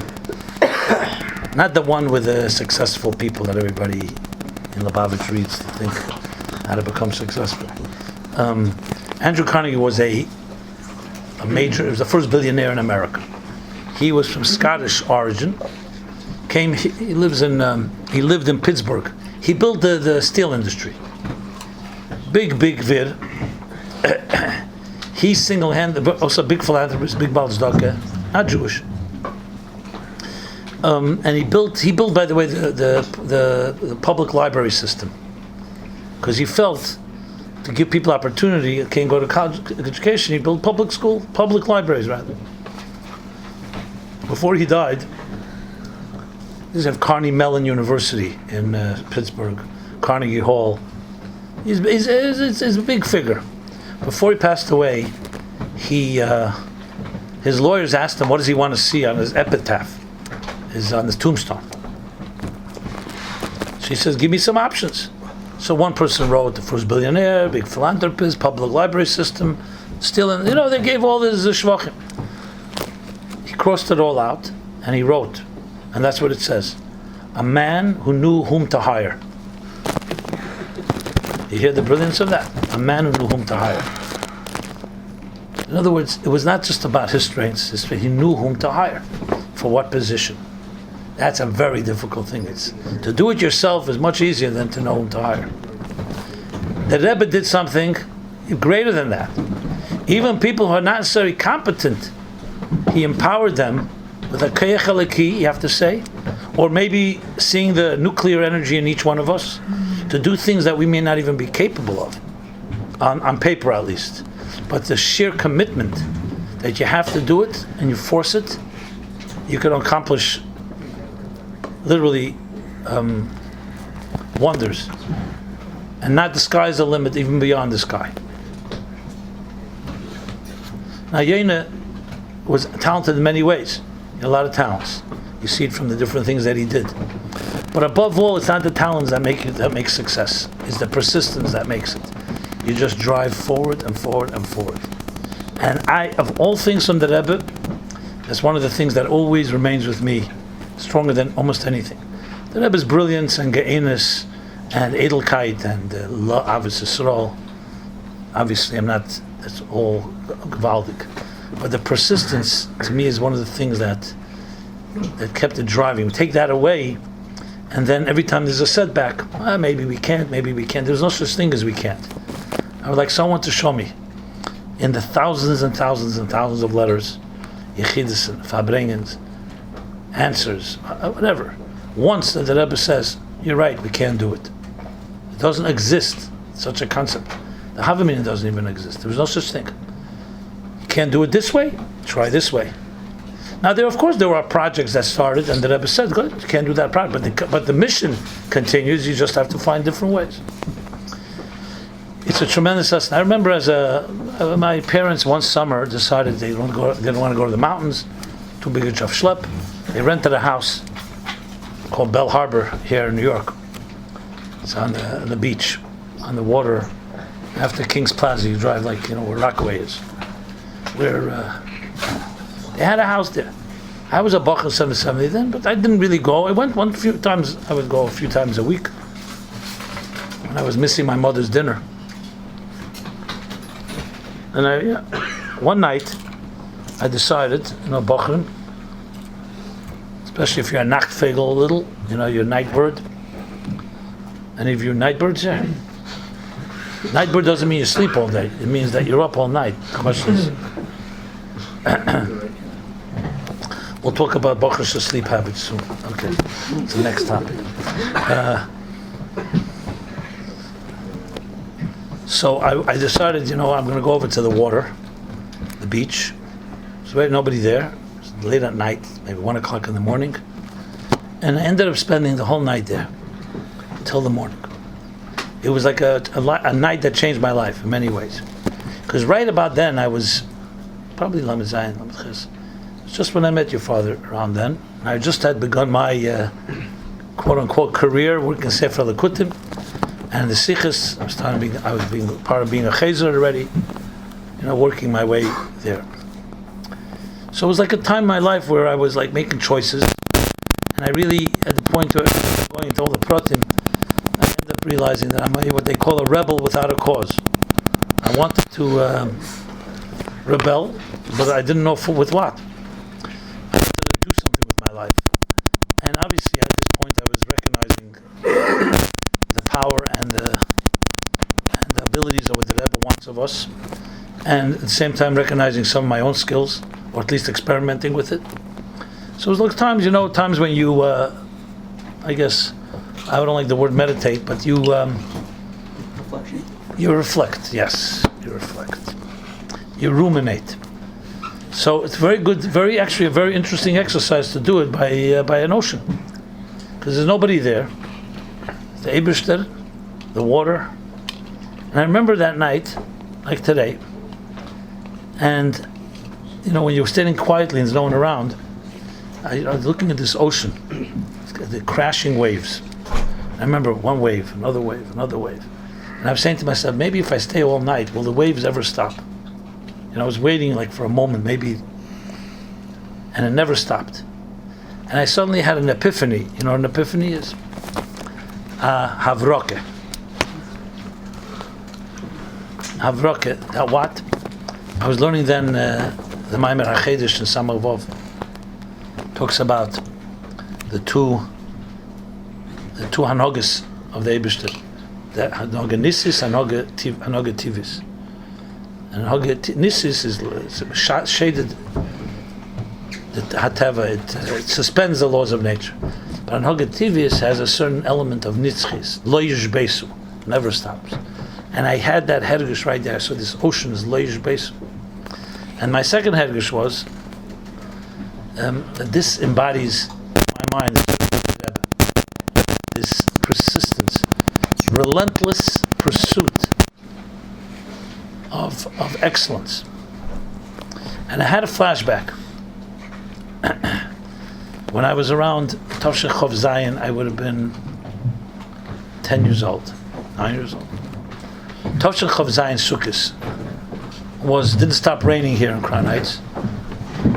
And the rain here, especially in a Chabad Sukkah, can be interesting. Because we Sukkah, especially the Rebbe Sukkah, was chach till who knows how high up. So it's great for the first half hour in rain, but it becomes horrible after a few hours, because till it gets through the rain, once it starts getting in, then the globs start coming down your neck in every direction, and you can't predict it. Rain, at least here it's only sitting, you're in the soup, and suddenly down your neck, and here, the idea. But we Chabad, Nasukkah. Anyway, I remember I was this like 9-10-year-old kid. The Rebbe had Farbrengens and Sukkos, one on Shabbos Chalamed, and one the second night of Sukkos, Leil Beis. There was other Sukkos Be'Sheva, Talmidei Yeshivas, but that was recorded in those years. I remember Chov Zayin. Also remember then the Rebbe ate the Sudas still upstairs by the Rebbe Tzedakah Medina till Amar Aleph when she passed away. So that's why you have a lot of Sichos the second night of Yontif, Pesach, the Rebbe spoke on the Haggadah the second night of Pesach. My Morim, the Rebbe said, because he was actually in 770. After Lamed Aleph, the Rebbe went home. So the Rebbe was Farbrengen Sukkos. It was pouring Shen Kameya. I came, I couldn't hear. I'm standing in the back of the Sukkah. This is the Sukkah next door to 770, where the Chassidus, That's where the Rebbe would Farbrengen. Where the Rebbe sat, same like toward the, what would that be called? Durham, right? Yeah. And it was pouring. It was like the sukkah was completely saturated, and of course the people were there because the Rebbe was speaking. I just saw the Rebbe there with a coat. Later I heard the Rebbe took off the coat at some point. And of course the mimer the Rebbe said to sing a niggun, they said a mimer. So the Rebbe said the mimer v'shaft the mimer b'sos. It's a sukkah's mimer, but everybody understood that it's also a shtickl remez, shaft the mimer b'sos. And later I read the sikha because I was interested, but at the time it wasn't at all what the Rebbe said that struck me.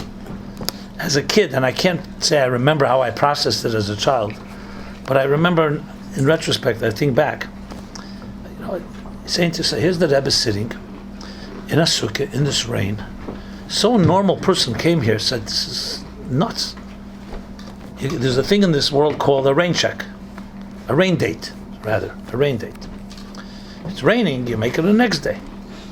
The Rebbe could have Farbrengen inside, and you don't drink. It wasn't like they were eating a big meal or something. It was l'chaim's. So the Rebbe could Farbrengen inside without drinking anything. But yet, this was the Rebbe's minhag. Farbrengen, and that's it. Sukkot doesn't matter, rain, shine, it makes no difference. The impression it left on me, and I go back to the beach, was that there's some things, and thank God, some people like the Rebbe, there's no such thing. This is what you do. It makes no difference. It's rain. I remember Shabbos Chukas before you days Thomas Tovshin Lamed Zayin. I actually walked with your father. Now that I remember, in the middle of Farbrengen, the Rebbe said there should be a talucha today. Taluchas were usually yontif. Shabbos Chukas Lamed Zayin, I believe. Lamed Vov, Lamed Zayin. Lamed Zayin. Chukas Lamed Zayin. In the middle of Farbrengen, the Rebbe says, after Farbrengen, someone gains in the shul and reden wegen Yud Beis Tammuz. Now, just for the record, it was pouring rain. So besides the thing that Farbrengen ended at 5 o'clock, there's only 2 more hours till Shabbos is over. And no one's expecting you because the shuls weren't ready for this. But Mitzvah lost. Of course, the Bachim are always mahadr in this. And we're walking everywhere. Someone came up a quick Rishima. We ended up walking to Coney Island Avenue and right at the beginning of Coney Island. That was from the close places. There were places people walked. We were, there comes a point, I don't know if you ever walked in that taluch in the rain. So in the beginning you still think you're going to stay dry a bit. But after 3-4 blocks, it makes no difference. You might as well walk right in the puddles because you're soaking wet anyway. Besides the fact that your hat and all its colors are all over your shirt. We ended up in the shul, 3-4 of us. The people thought we were, 3-4 old Jews came. They didn't even come from their houses on the same block because it's raining. From Mincha Ma'ariv. I see the barbecues in action. Good. Make sure. Should not get it. Coming from the beach. Place on nefesh. I'm home, big on the put it today. This is. And we walked, and they didn't even want to hear us speak. And said, we said, we walked an hour in this rain, let us say something. So one guy said, okay, say something. And I spoke about Yud Beis Tammuz. But the point was not so much what the Talucha Tuv Gitan, it was the commitment. And these things are very, very rare in this world. That people do things, walk in puddles, and in thick or thin, because that's the kavanah, that is a big gift. Because I can tell you today, the lessons I take from this in my life, you run a mesed, you run challenges all the time. But when you see the waves in an ocean, and you see a Leish Beisu, and you see a Rebbe, that there was no such thing as impossible, and you see that people can live up to that, it can literally move mountains. I say it because many of you, or all of you probably, are not Zeicha. You're all born after Gimel Tammuz. But that doesn't change anything in what I'm saying. Because this insistence, just go to a beach. The beaches are still, the waves are still striking. They're still not sleeping. And who created these waves? The Eibishter. It's a dogma for us to remember there's some things that don't sleep. There's some things that do not give up. And thank God. How many people on earth was zeichet to have a Rebbe and a cause. And it's not just the Rebbe. The Frierdiker Rebbe was exactly the same, so was the other Rebbeim before. Everyone in their time had that moment where they could have said, it's not that easy. But there was no such thing. And Eden as in general, the Jewish people in general, are a dogma for this. So then I wonder, sitting here with here the leaders of the future, that's all of you. I just like saying that, it sounds good. It feels good. You're the future. And I know from my own experience, I know from my own heart, I know from what the Rebbe says, that you are each pioneers. And how many of you are going to squander the opportunity and never really access your own pioneering power because fears, insecurities, laziness. So to me, sitting here, I witnessed and continue to witness a living ocean, a loyish besu of the highest level. And I see the power it has to inspire people, even simple people like us. So sitting in a Farbrengen, it would, I think, be somewhat amiss if I did not drive this point home. I don't know what it's going to do to any of you. My hope is, not because of what I said, I'm not trying to share my own words, that's what I heard, that this will maybe spark in you, maybe that pioneering spirit, and maybe you can say, you know what, I'm going to do something a little different. I'm not just going to feed into the old narrative, even though you're all young people, but even young people could be old. You know, patterns. Perik Tezvav, the Alter Rebbe already make the shturim of the curse of patterns and routines. 100 times you can learn the same thing and still lo yavodeh. You know, to break out, that's a pioneer. Every one of you, literally. And to me, it's a shame. I would even say a disgrace. Because you see people achieving excellence in other fields, in technology. See all these Jews, these young Jews, the Mark Zuckerbergs, the Sergey Brins. Maybe it'll turn out that Jeff Bezos is also Jewish. Maybe not. What difference does it make? But it's a shame that here we have the greatest Rebbe ever, with the greatest cause ever, with 4,000 years of history behind us, with all the freedom in the world. There's not one gzeira or decree that stops us. We should be achieving at least that excellence, if not more. And I can't say I heard these words from the Rebbe directly, but I definitely heard the spirit of these words from the Rebbe. And probably even the words themselves. They're definitely Shlichus with the Rebbe prior to that point on. So, I know Shmuel Avtzon for a number of years as a bocher, to talk about different ideas. Chinuch, system, right? Bureaucracies. And I always liked the guy, if I may say, mixer shvachim b'fanav. And I always... You've done the mixers, let me know, I'll walk out so you could... Okay. There's worse, as a person speaks about his own milas, and then he concludes and says, that's just mixer shvachim. So, yeah, but mixer shvachim is a tzaddik. Reb shvachim is a pay before it's tzaddik. Right, okay. And I always really saw a great potential and thought, where is he going to actualize himself?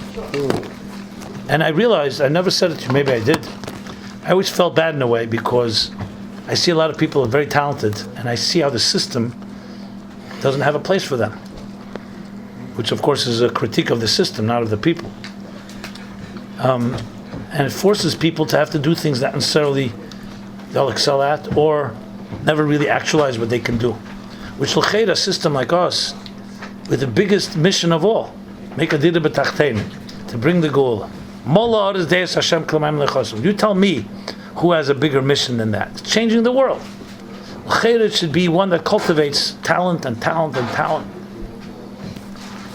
So I always wondered, and because it's not so simple. Trust me, it's not simple. Whatever I built in my life, I built from scratch. Not because people said, "Oh yeah, you're a great talented guy. Here, we'll give you all the support." We're not going to go into all that. But and then God has His mysterious ways. Nobody wanted it this way. You know, Yonah which I thought he'd go till Gula would come. Mysterious ways. And now you're thrust into this. So now I do see how you can be a pioneer. And as I said, by the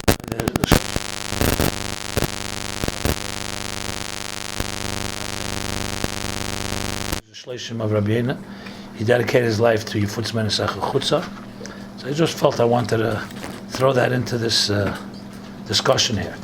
But my real point here is really not just to Shmuley, but to all of you. Each of you have that ability.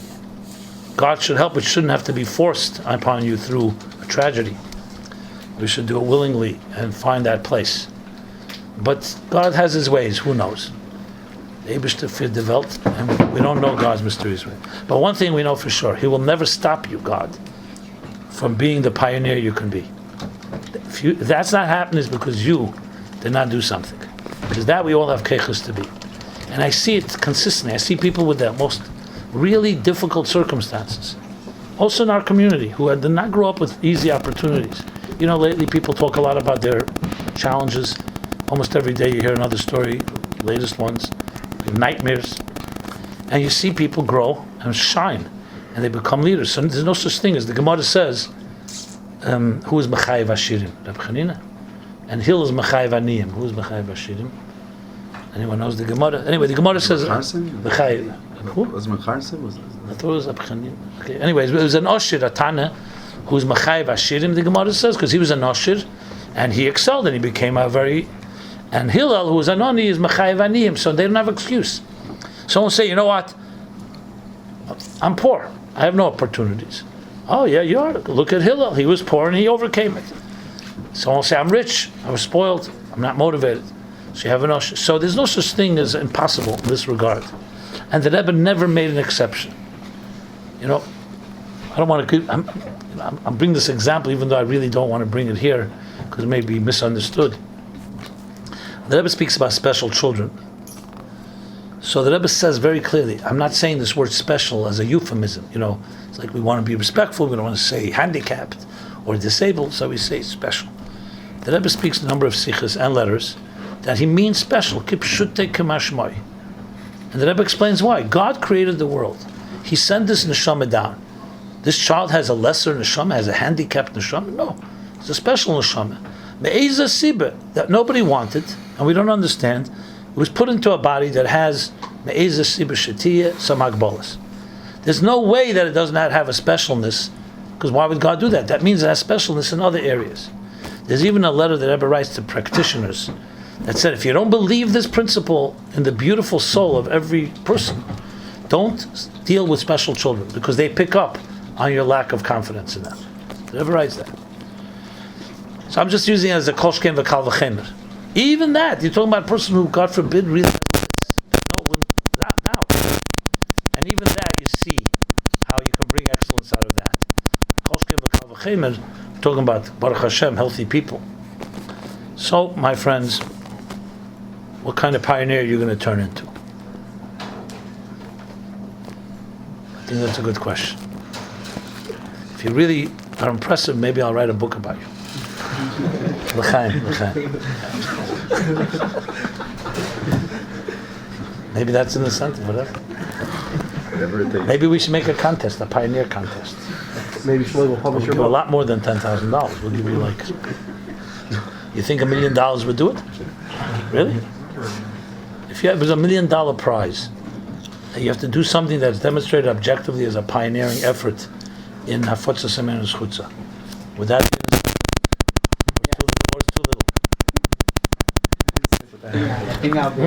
Yeah, really?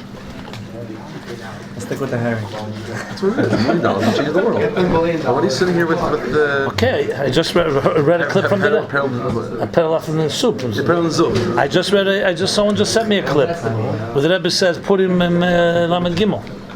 That if you can raise $2 million or only raise $1 million, you failed. Another person only has to raise $18 because for them it's success over 70. There you go. How many millions are you raising?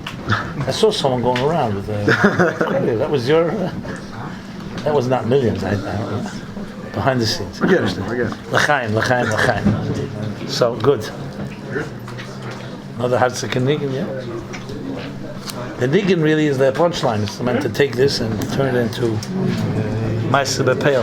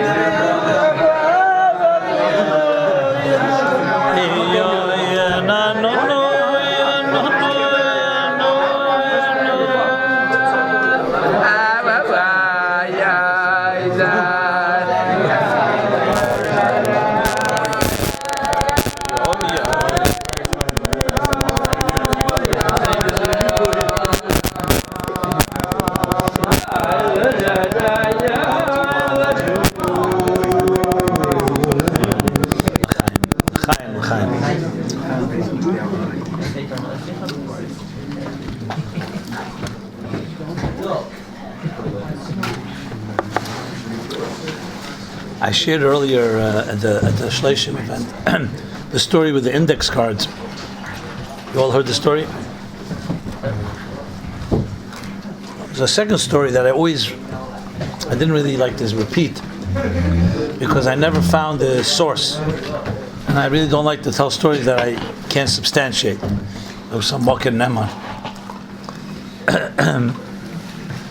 But recently, someone sent me an article that Levi Bukit from Chicago, Levi Bukit, actually tells the story, and he says that he heard it directly from the Baal Hamaisa. So on that achrayas, I'll tell it. I didn't talk to him. Still a pretty amazing story and a little, but since I have a name to blame it on, so if you have any issues with it, you call Levi Bukit. That's the point. So the way the version I heard it is like this. You'll see why it goes hand in hand with that index card story where the Rebbe said that the address vestim is tam nishvu, so shikin is lost is dar. The sham is that have already moved on. So this was a person in the Israeli army who was responsible, unfortunately, for documenting the casualties, losses, deaths in the IDF. It was by the Rebbe. There may be details that I'm off. I read it, but I remember all the details. I'll just give the gist of it. He told the Rebbe that this year there was this and these amount of losses. 30, 35, whatever. He asked for a bracha, it should be a better year next year. The Rebbe very seriously corrected him and said it's not 30 or 35, I think that, something like that. Now he thought to himself, he didn't say anything, he thought to himself, I mean, he's responsible for this, he knows the actual numbers, does the Rebbe know the numbers? But he decided to be quiet, and that's that. He came back, went back to home or to Israel, and he asked the officers there to give him an update on the numbers. Because remember, some people, let's say, get injured, but they die the next year. So the numbers change a bit, they're adjusted. And they came back to exactly the number the Rebbe said. He was like shocked. Again, I don't remember the sequence, whether it was next year or some other point he came to the Rebbe. And he told the Rebbe that he has to ask the Rebbe a question. Last time he was here, he told the Rebbe the number. The Rebbe corrected him. He tells the Rebbe, I was doubting. But then, yes, the Rebbe's number was right. How do you know? How did you know? Something, else we count. And the Rebbe, again, very seriously said to him, alle Neshamas was gehen rein der Welt, und gehen raus von der Welt, gehen durch dem Zimmer. All souls that come into this world and leave this world go through this room. So when I heard the story the first time, I have no question that's true. The question is whether the Rebbe said it. That's the question. The Rebbe said it, but since, as I said, there's a source on repeating it, I'm also saying it b'kesher to the Shloshim. But the truth is, I want to say something much more than that. This is not just after Meiv Esrim and after the Petira that we recognize this power. It's actually right here, right now. That if the Neshama Klolis, the Rebbe,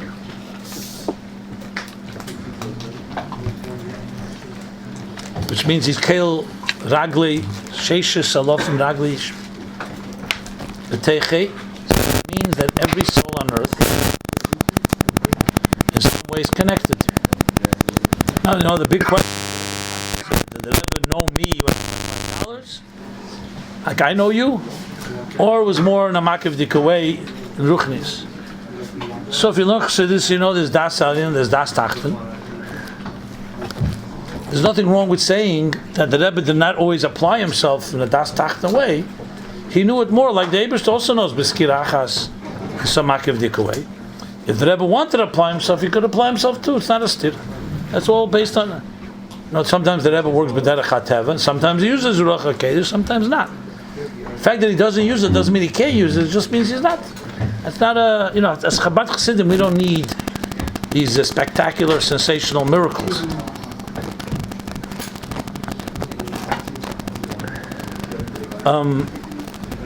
So therefore the concept really goes deeper. It means that your neshama came down to this world, whether you were born in 1995 or 2000, or whatever you were born.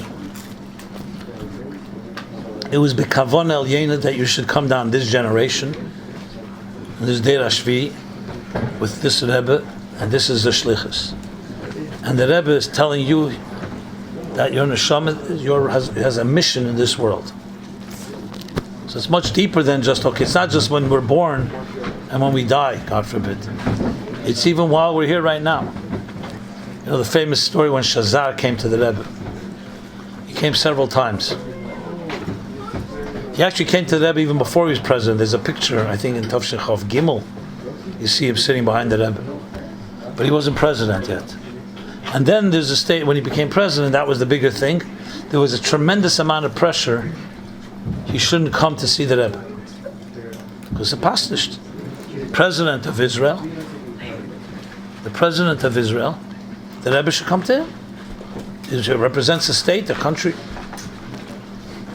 There's a lot of stories connected. He's actually asked Chaim Grade, who was a friend of President Shazar at the time. He was a big writer, a Yiddish writer, what he should do. Chaim Grade, like a real chassid, answered. He said, think ahead. In years from now, what are you going to regret?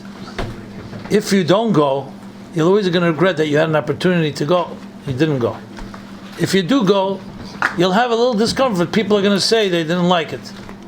So, in a way, it's a business decision, basically. Practical. When he came to the Rebbe, one of the things the Rebbe said to him, that this room you're sitting in here, is the Shvere Dogivan, because Friedrich Rebbe was in that room as well, and said a mimer there, I think. That's why they say when the Rebbe sat in his chair in his room, he never sat in the chair completely. He was always at the edge of it. People noticed. In Chassidus, and other times, people in the room, the Rebbe did not sit in the chair like I'm sitting now. He sat like on the edge, almost like temporarily, like about to move. They say it was because of the time the Friedrich Rebbe was there. He didn't want to sit fully. However you explain it. So he said that and in this room, I remember the exact thesis, maybe somebody remembers more accurately. This room is saturated, it's durchgeweicht. Mit the Schweiß, or the Terren, of all the Iden that come here with their questions and their tzaddis and their issues. And here's the place where the Rabbeim give Keach and answers to these Iden. And the Rebbe concluded and said, Und das hab ich nicht gekannt bringen zu dir. In other words, the Rebbe is saying, I could not bring that to you if I had come to you.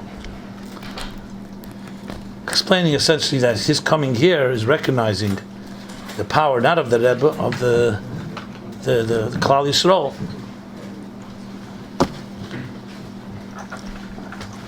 So these things, how it relates to us personally, is very straightforward. It comes down to, as I said before, the Eibishter sent a man to this world, a shliach, to tell us what our shlichus is. To me, if a person does not accept that, I don't know how they can call themselves a chassid. Because that's the yesod of everything. You have that, everything else follows. Without that, then what makes a person a chassid b'chlal? And what, that they have a picture of the Rebbe on the wall? They sing Chabad Nigunim and not bells and Nigunim? It comes down to, that's what it comes down to. And I have no doubt, I've seen Bochurim, I was on a plane, I didn't realize, then I suddenly hear the guy's on the intercom. It's a new minig, Chabad chutzpah. Guy gets up, Chabad Lubavitch wishes you a happy Chanukah or a new year. And I find it pretty good chutzpah. I like it, actually. You know, sometimes you want to bury yourself and say, yeah, he's not associated with me. I don't know who this guy is. But in this case, actually, it was quite impressive. You guys do that? Is that like, you have the courage to do that? We get to the mic.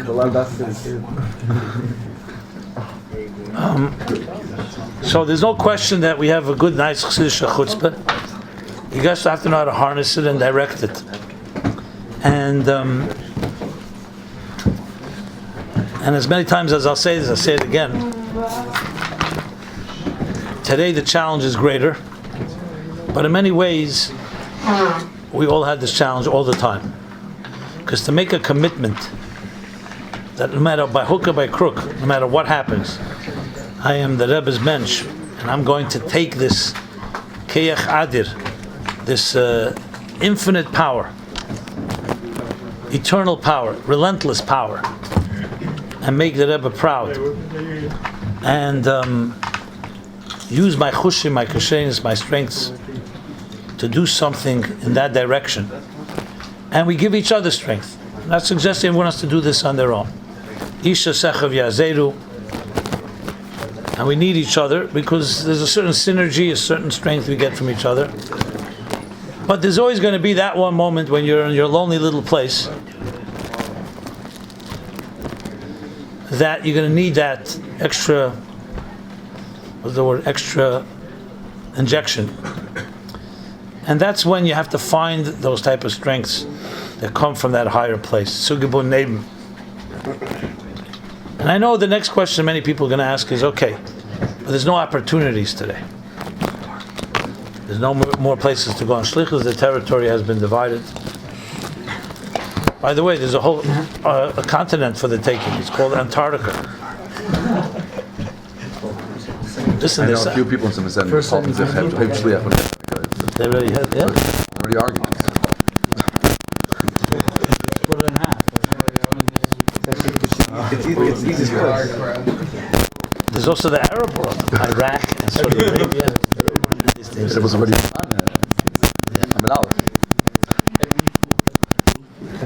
It's the only place you Iraq can was sit the across Adar, Mitzrayim was the Rashag. Yeah, Mitzrayim was the Rashag. Actually, Mitzrayim, someone said my father should be Mitzrayim because he was in Egypt. Rabbi said, Mezucht Rabbonim. It was interesting because my father, there was other people that were not Rabbonim, and the Rebbe told them afterwards to take smich. So there was three dargis. There was actual Rabbonim, potential Rabbonim, and then people were not together of being a Rav. My father was the last cat. But it's not a Shlichus, that's the point. No, he would not be a Rav.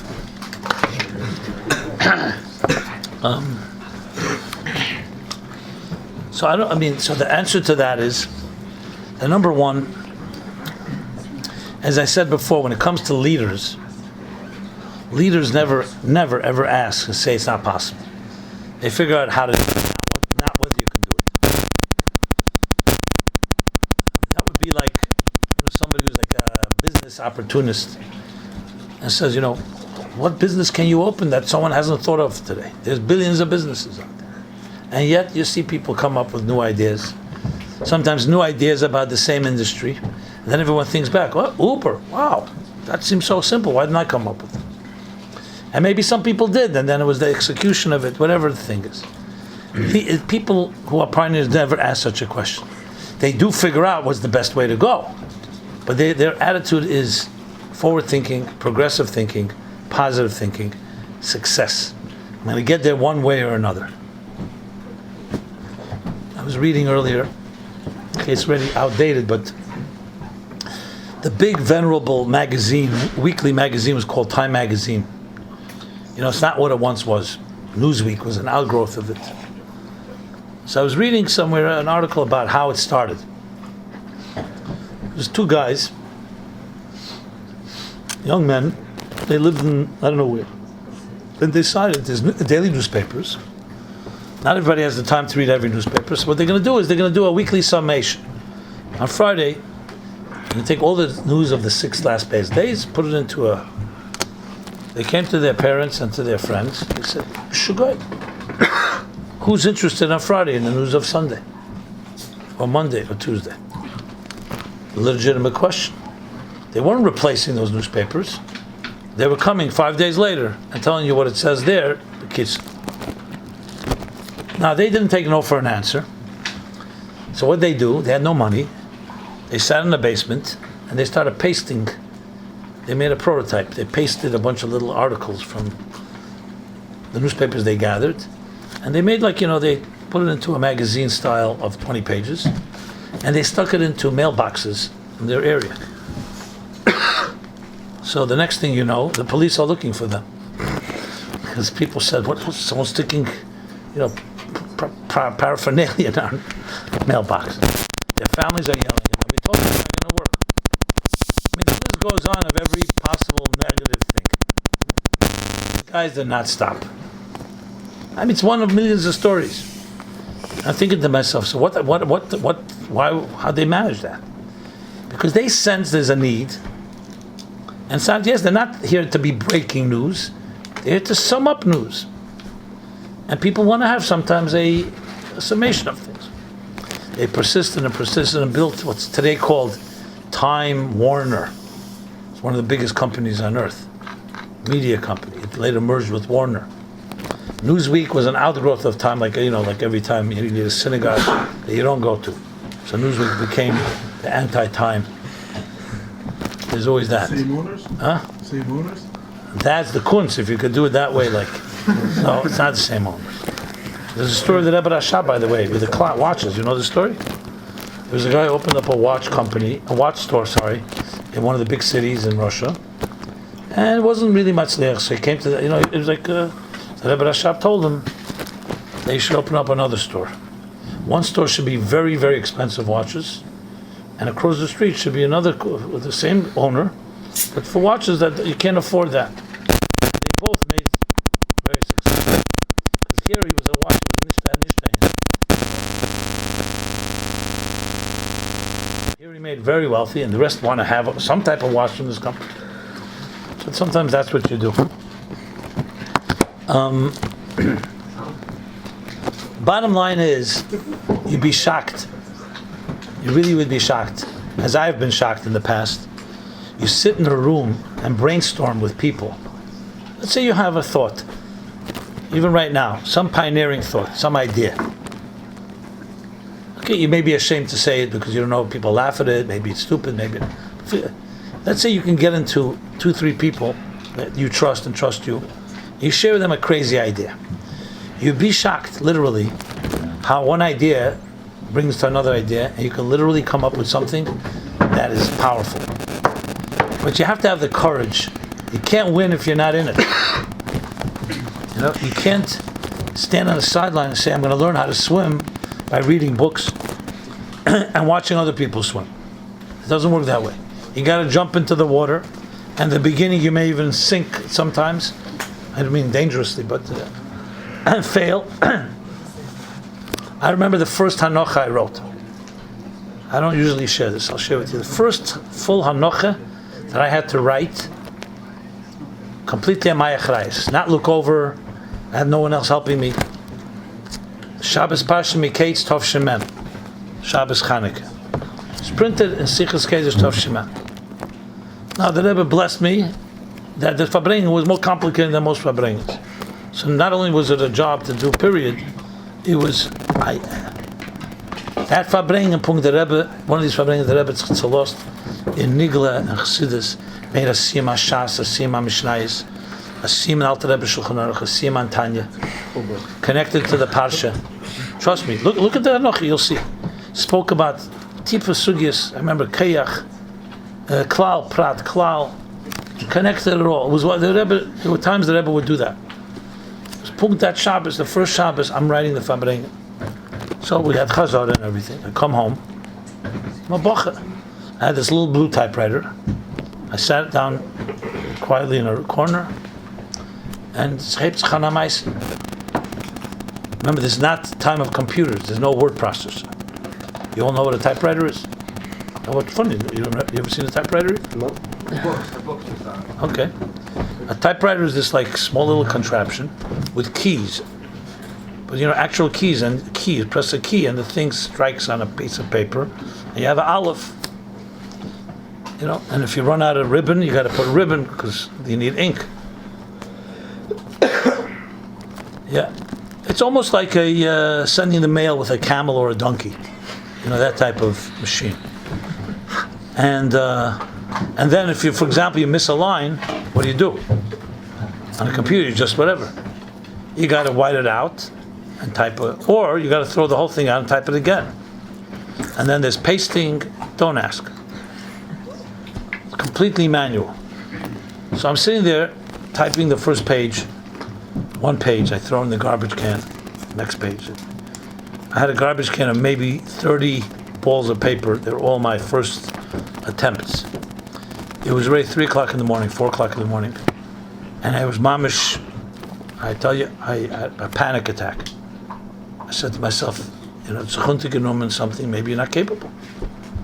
Maybe you're just not possible. Maybe you're just not the guy. You just can't do it. I really did not know. I couldn't get by one page. I typed a paragraph, another paragraph.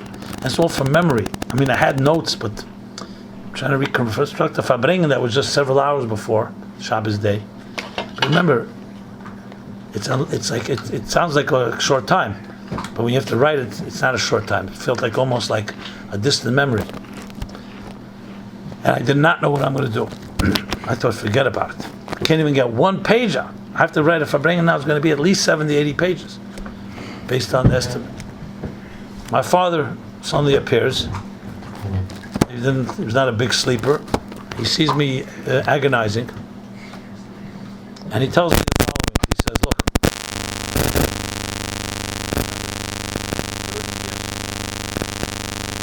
difficult as it is now. The only difference is, in 30 years from now, you'll know you can do it, and now you don't know you can do it.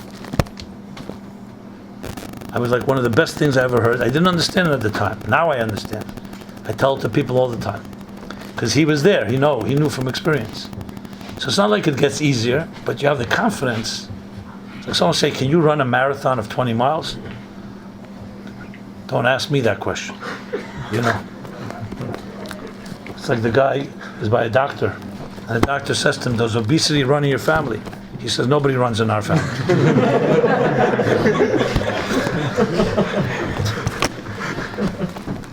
So I think, for some people it's like impossible.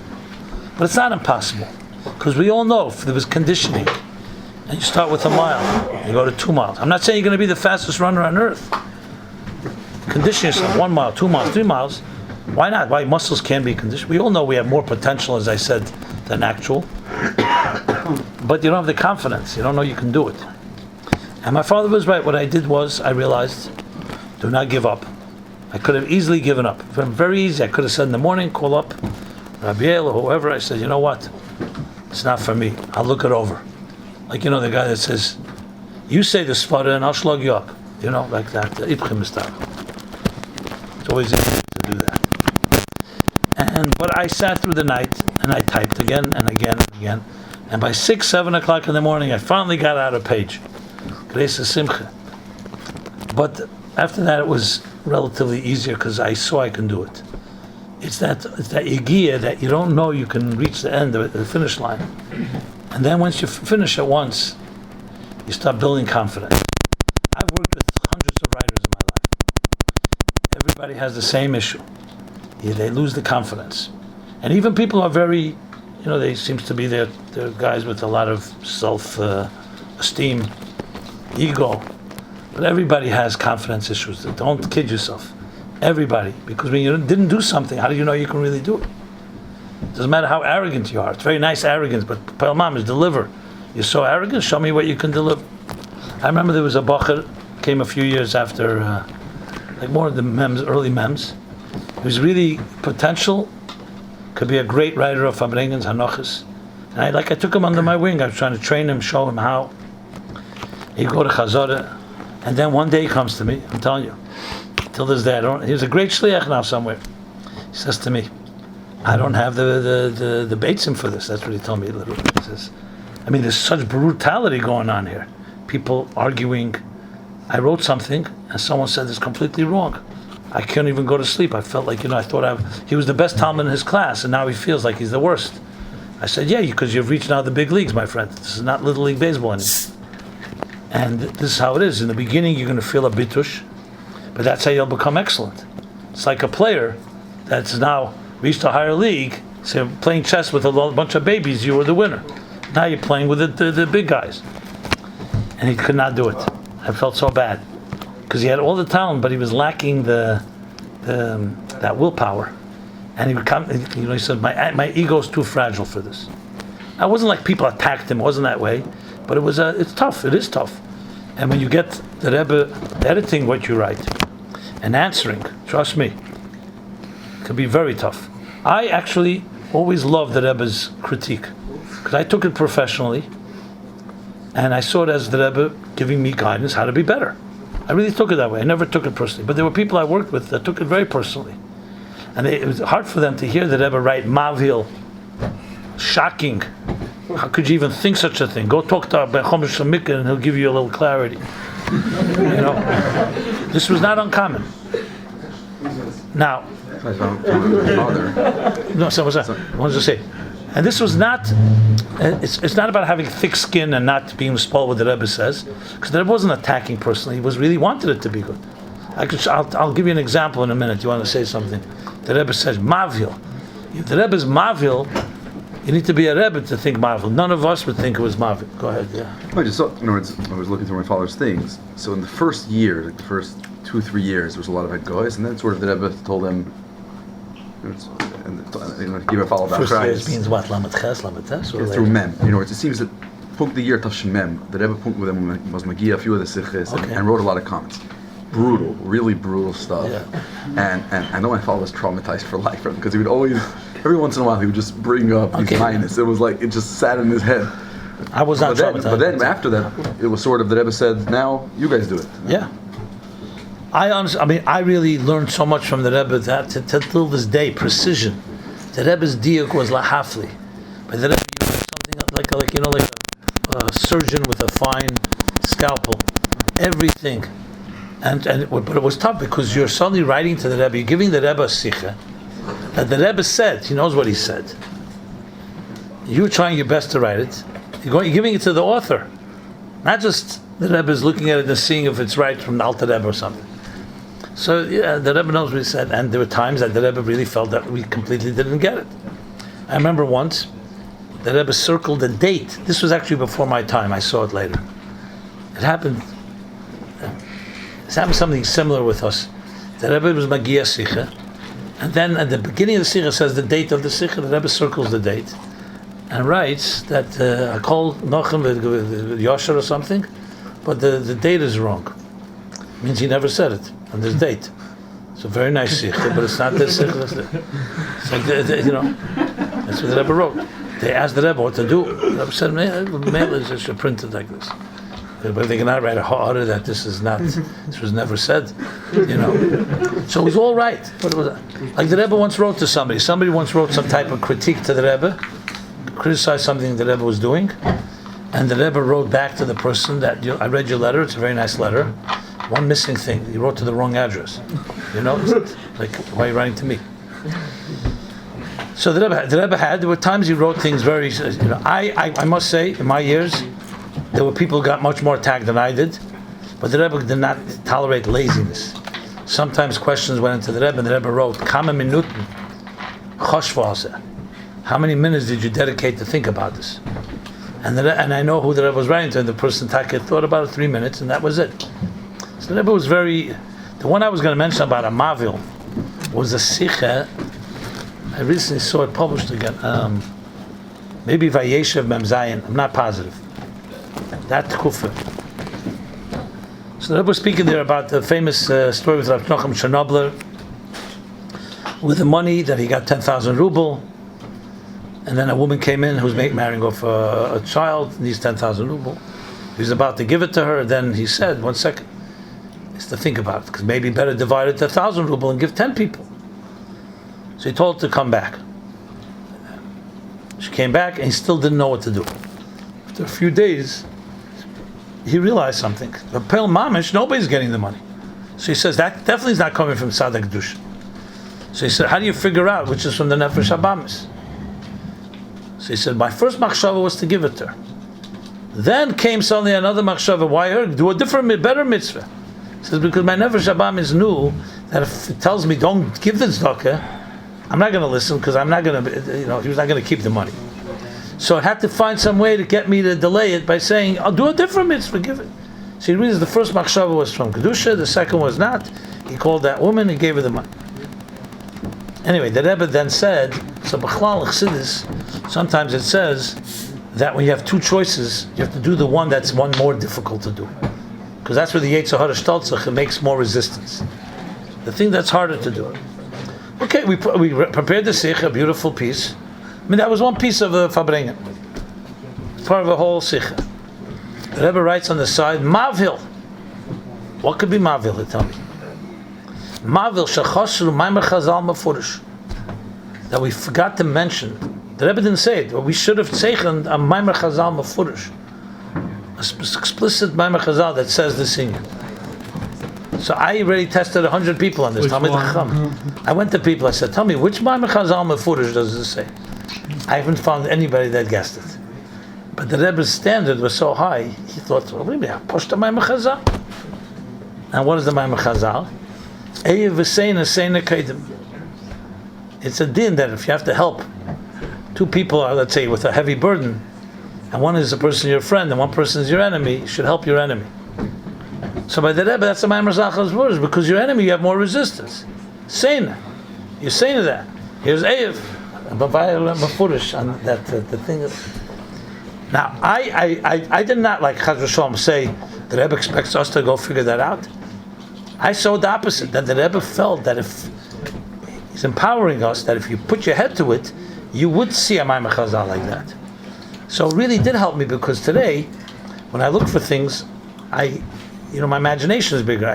Because the Rebbe pushed us, we think differently, and we learn to dig deeper, basically. To me, will always be machaven. No, people make mistakes. This was very common, these type of. Now, there were mavils, unfortunately, that were real bad mistakes. Like typos, and I think I told this story. In my early years of writing the Farbrengens, so I prepared a Farbrengen for Adar. I almost did not sleep 2 nights. I was exhausted. I went home. I told the Bach in the office, okay, proofread it, for mistakes, and then bring it downstairs to the maskiras. They'll give it to the Rebbe before the Rebbe goes home by night. Okay, I would decide to go home, but I couldn't sleep, so I called him just to make sure everything is fine. Oh boy, tells me, yeah, it's by the Rebbe. I said, you proofread it? No, we forgot. I said, run back down immediately and get it out of the Rebbe's box. There's a box in Maskiris, a green box, where people put mail and stuff, and get it back. It's ridiculous. We have to proofread. We can't give it away. He runs down. It's too late. It's already by the Rebbe. Okay, so I didn't have another sleepless night. I really was mamish disturbed, because also it was my early part of my career. Not that anyone could fire me. No one hired me, but I felt really uncomfortable. The Rebbe, I wanted the Rebbe to be fixing typos. Okay, in the morning, I remember I was anticipating the call. 10 o'clock. As soon as the Rebbe comes, he would come with the Adar already, because overnight the Rebbe, Labor Groner calls me, and I could tell in his voice that there's some action going on. He says to me, the Rebbe was my Niggun the Rebbe, but I think you should come. I came right down, we offered you Shloshim, I take it, on Eastern Parkway, I'm reading it, I usually wait until I went back upstairs. Oh yeah, the Rebbe was my Niggun, the whole thing. And then he wrote a nice, what we call a Yedidus Brivel on top. And the Rebbe writes like this, Hin Magdish, I dedicate several hours to Magia Sich, Kamashos. Yesh Tei Breides. One, very organized. One, remember, 1 and 2. One, that I spend the time fixing your mistakes. Tikkun Toyes, Toyes Atfus, etc. 2, you spend the time fixing your mistakes, and I can use my time to add Harchove, Biur, Teis V'Sa'aras, This was more Mikamis. And then here's the punchline, my friends. V'habchire b'yodchem. How I'm going to spend my time. Okay, this was even worse than Mavil to me. I was like mortified by this. I really was. I couldn't. I actually wrote back to the Rebbe that I took a chrayis. I'm not going to start saying this was this guy's fault, that guy's fault, and Committment it never happened again. But I learned a lot of lessons from this. I'll tell you a little secret. A few weeks later, in the middle of a Farbrengen, that only I understood this, no one else did, because I got that settled. The Rebbe says, in the middle of Farbrengen, in the middle of nowhere, he says, "Shas macht atos, darf man wissen, als wir können fühlen sich schlecht wegen dem, oder wir können misaken sein, als der Osset soll sein noch besser." In other words, you make a mistake, you could just feel bad, and that's that, or you can make sure that the future will be better. I was convinced it was about this, because the way the Rebbe said it, I remember I asked some people, he didn't know how it fit it in even. The Rebbe had that. He would say things that one has to understand, understood. It actually helped me years later. I remember when my book came out in Russian, don't ask me, I had another nightmare. The Russians, the Hagdosha there, that was in Hebrew, you can imagine a Russian poyer decided to typeset the Hebrew, and every letter was backwards. The name was spelled backwards, not one mistake. You can imagine Hagdosha, you suddenly get Hagdosha, where Avtzon is written Nun, Tzadik Beis Aleph, like Natzvah, like that. And I remember I was like, and we had a sponsor who paid. I didn't know what to do, and he had given the money already. So I called him up. I told him, "I'm sending you back the money." And I told the people in Russia, "I'm not sending you any money. He made a major thing. This is not my, it's your fault. I told you, send me a proof. I need to read it." Anyway, it was bad. The Gvir that called me up, he said to me, "So tell me, how many years are you in publishing?" I remember he says. I said, 30 years. He says, "And how many years is your father in publishing?" "Another 40 years. So 70 years in publishing. And you don't realize that you have to prove dedication." What am I supposed to say? I said, "You're 100% right. I take full blame." He says, "What do you mean? But how did this happen?" So I said, "Look, I'm sending you back the money, and I take full responsibility. I don't want your money because we made a big mistake. And I just, what can I tell you? I feel horrible." He said, "I'm not going to take back the money. You keep the money." And so I wrote him a whole letter, and I wrote the story that happened with me in 1980. This was 1997, like literally almost 20 years later. And I wrote the story that happened with the mistakes we made, and the Rebbe was upset, but then the Rebbe forgave us, and we learned from it. And I hope I can learn from it. Anyway, I won him back with that story because it actually happened. So interesting things that you learn. The Rebbe's approach. I always say this, that the Rebbe's approach consistently has always been this way. I meet you halfway. I'm not going to do the job for you, but I will not decline from helping. That's the Rebbe's words. Yud Shvat Tov Shin Aleph. Everyone, Vede B'Kei Achatzmei. Retzach nicht ein Feglich im Busen. Jeder hat sein Peckel, sein Stus de Lumaze. And you see this consistently. To me, this settle is a perfect example. You choose. You want to give me something and I have to start fixing your little mistakes. Okay, you're using me for narishkeit. Like someone writing to the Rebbe, "I have a headache, what should I do?" The Rebbe's going to write to you, "Take an aspirin." Or take a whatever. Go to a doctor. The doctor tells you to take. Then write to the Rebbe, "I tried everything, it's still not helping." Or, "I want a brocha." It's like the Rebbe, you fill up your cup a little, the Rebbe will fill it up a little more. You fill it up to the top, then it'll be Ibergis.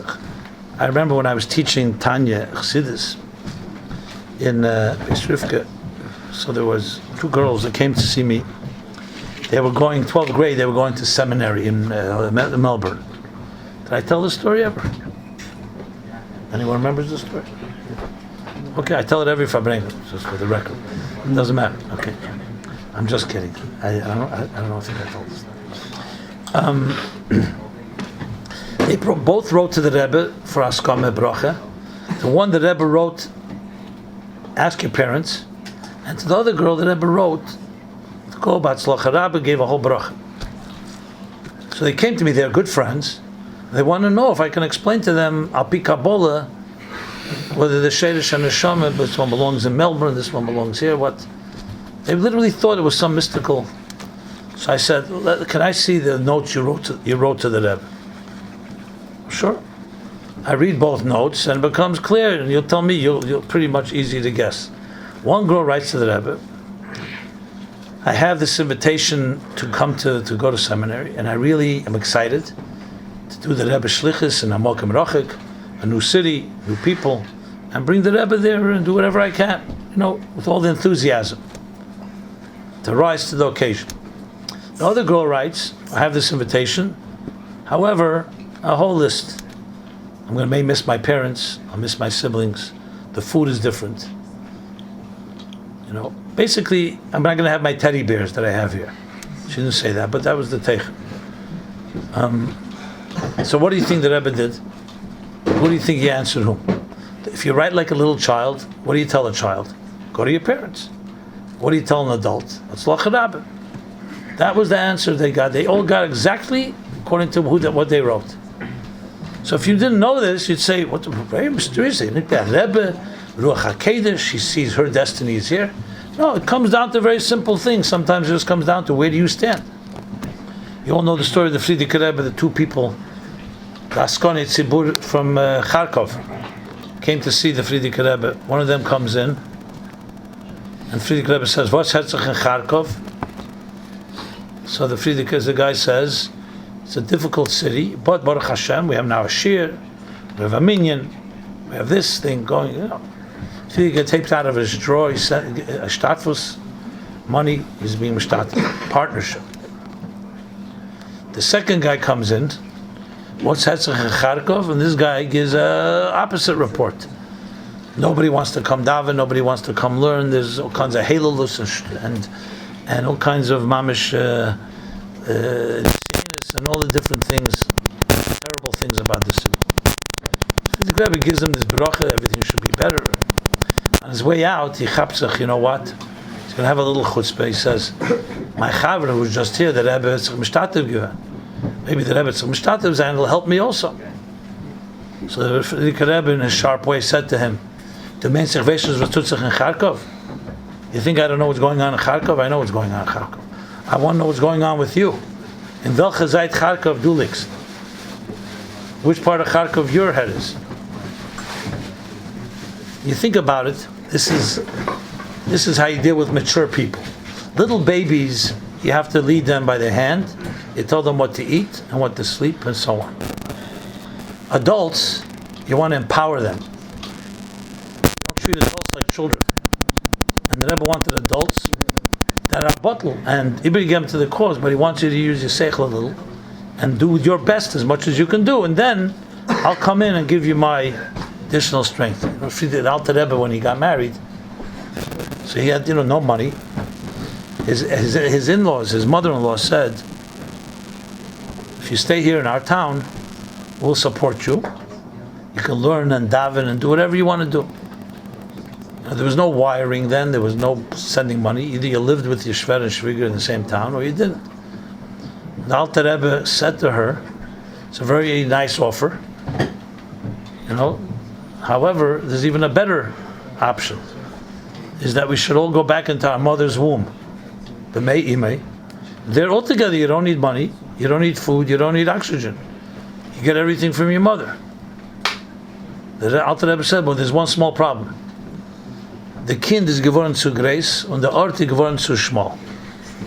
The child has gotten too large for the womb, for mei imei, and the space has gotten too small." What does that mean? It means simply there comes a time where you have to spread your wings. I knew a bacher who was having, challenges with shidduchim. He was already 28, 29, like that. It's by the Rebbe in Chassidus, tells the Rebbe, wants a bracha for a shidduch. So the Rebbe says to him, "So what do you do now?" He was working part-time, he was learning, I think. So he says, "Where do you live?" He says he lives in his parents' house. Listen to this.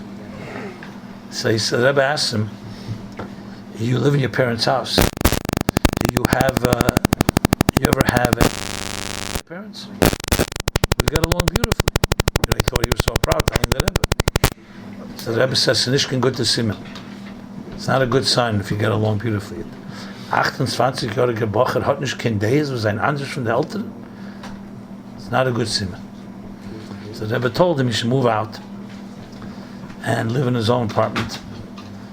What was the Rebbe saying between us? Very simple. His mother's making his bed, his mother's washing his clothing, giving him dinner, and he's still a baby in a 28-year-old body.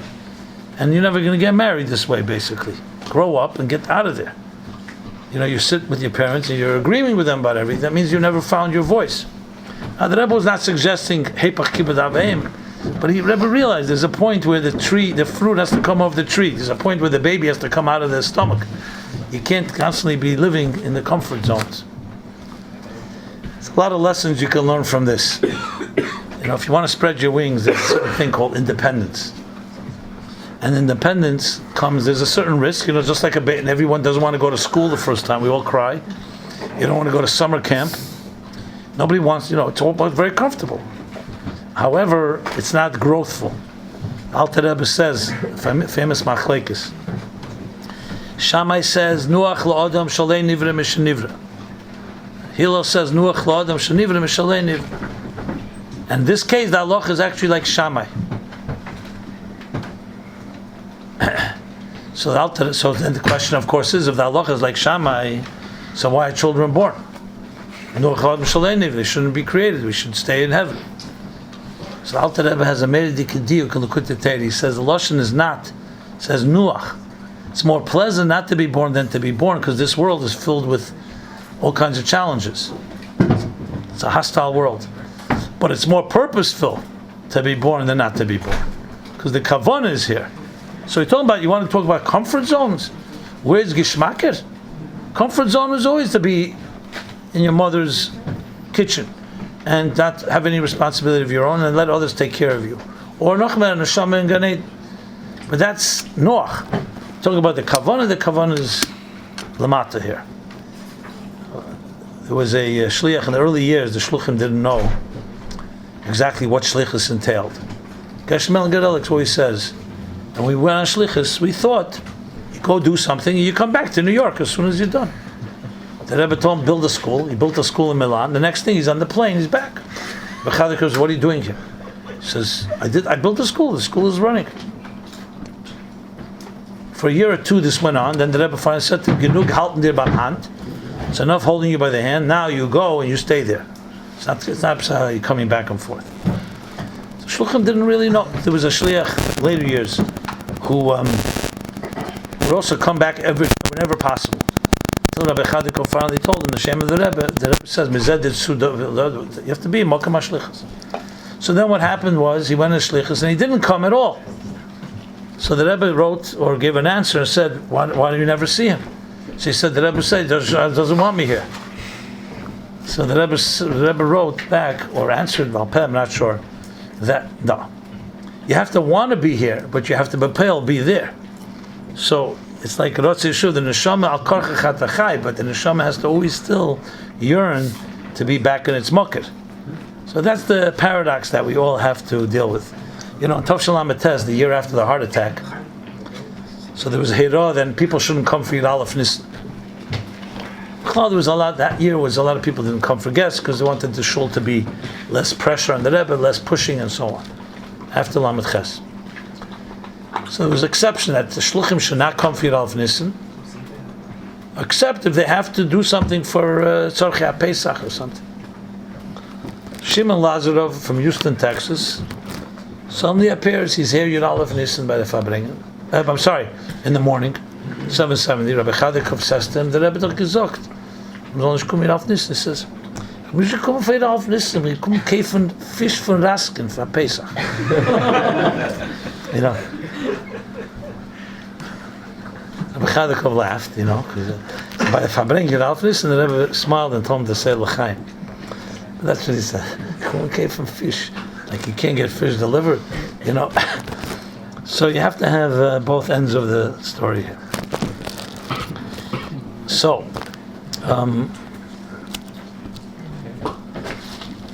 l'chaim to the pioneers. L'chaim.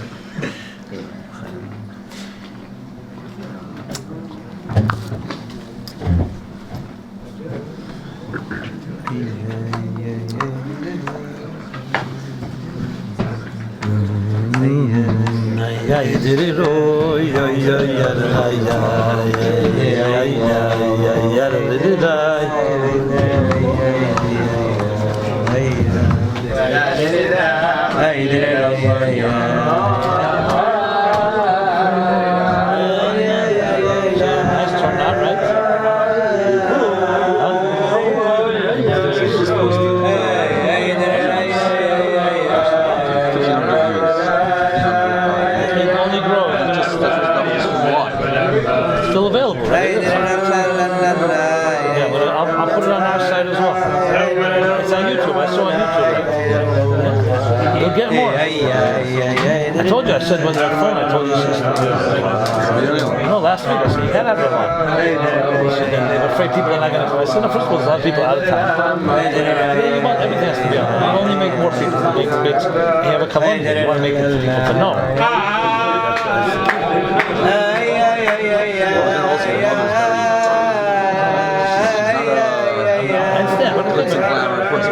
There's always this thing done. It's covered. It was very beautiful, and it was very discreet. It wasn't like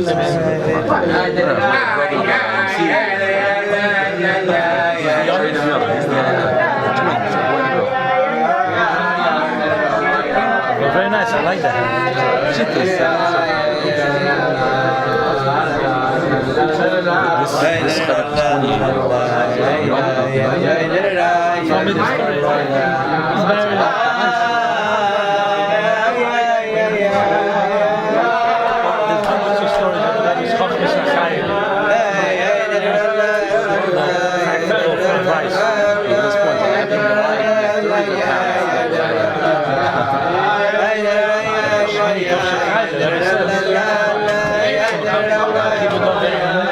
Good and fine, but it's not good.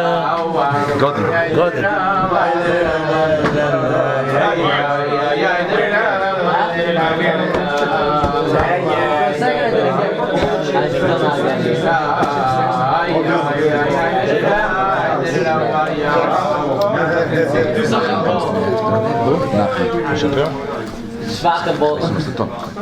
An der Beginn. There's a leak.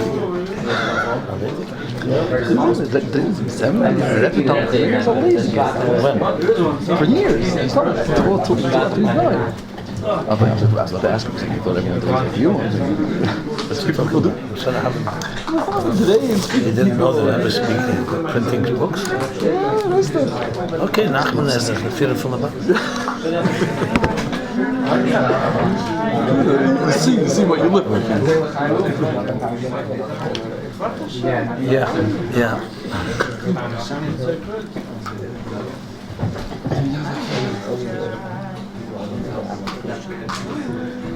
So you're in full swing? Transition. Okay, yeah. Well, he just dropped his I know. complete account. It's all over the place. Okay, Some fine. things there's only a signer on to get that. You always have to open. It can be a nightmare. I'm working things out. Where's the wife? Did he? Just this currency again just died. Get you a cup. Millions of currencies locked. Oh yeah, I saw that. Yeah. And it's locked. It's gone. Kidding my father was $2 in the bank. It hurts more getting that account having access to it. Like hell. So I lost a little bit. I lost part of his face. Big bottle. As you can imagine, Montez's floor has been jumped on a lot lower than the first time. Cave in. Some of the what's it called? Some of the plastic. The ceiling itself is not falling Yeah, I down. didn't hear.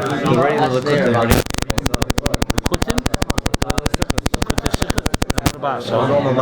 Only one piece of it. Not always. They Kutei Shlichus you're talking?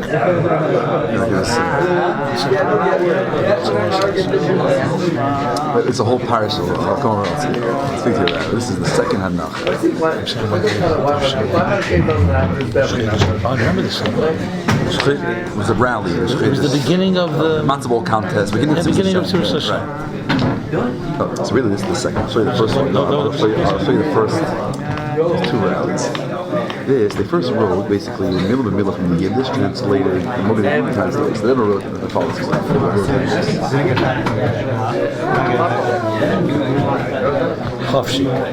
Okay, let's see like Beis Amodim. This Shabbos? Shai. You shot the eight. Mention it to a few guys. The Targum is They said they don't have any other plans.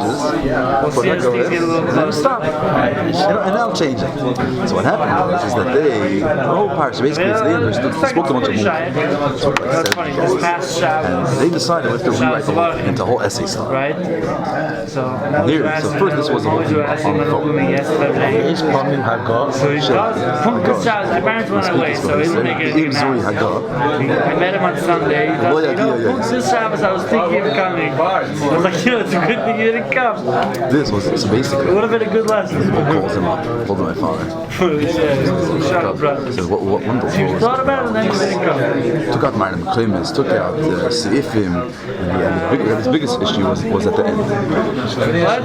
They're still talking, yeah. Mendel Posner and The biggest issue is Mendel that are both, every time I see them, they ask me about it. Almost every time. We need to give him a cabin. At the end of this, he said, I call him and ask him if he's going to be inside. I call him and ask him just like anyone else could. Just I feel last time I asked him, they arranged it and then he canceled it the day before. They want to split the boy. So give them 10 names. All the people working in the office, and all the people, so everyone was saying they're going to be by the L'chaim, actually by the I think they put some seltzer in there. Did they ever take it out? So it was also two extremes. First they wrote it literal. I saw them put it in. I just want to make sure. They went to the other extreme. Challenge process. I They know. went to the other extreme. 100%. Very interesting. Look, I dealt with So this man, I follow always that's his ignital. Yeah, it's a little bit already. What I do wrong? This is the process of growing and learning. Because they never wanted that balance. There's enough. You can't. A literal translation of time to is almost worthless. You have to have it. Look, I dealt with this challenge myself when I wrote Toward a Meaningful Life. Then there's books that are more closer to the. You have to know your audience. There also was later they did approve the essays. But the following said that this, that everyone that wanted this is a sicker. Oh yeah, but it's very different. If you write it in English, you got the translation. It all comes down to what you're doing. But an essay is by definition more kindergarten. Yeah.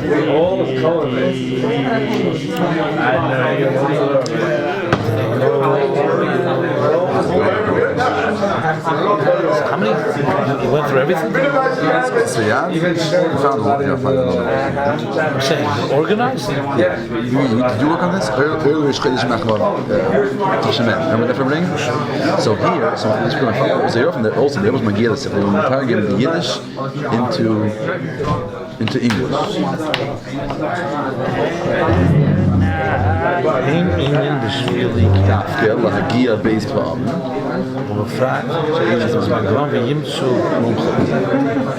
That was my gear the entire thing. I'm not sure what the base problem. I think base problem means Sai Yiddish, Sai English. Because it used to be Magia, the Yiddish class. Maybe that's what it was. It was fascinating. So It could be either way. here, right? So here, what was fascinating. He wrote base problem. There he also wrote base. To you? No. First time. Base problem. The Gatti base problem. He also wrote. Right. I got base problem. Wait, the speakers later. Here is very interesting. Here, I took from the original Yiddish. This is like inspiration. So learn like Avir, if the minion was meant to learn this is here. In Teiras, Chassidus was bring the Rosi Teira and Teira. There's Chassidus. So they wrote that in the English. It's over here, ideally. And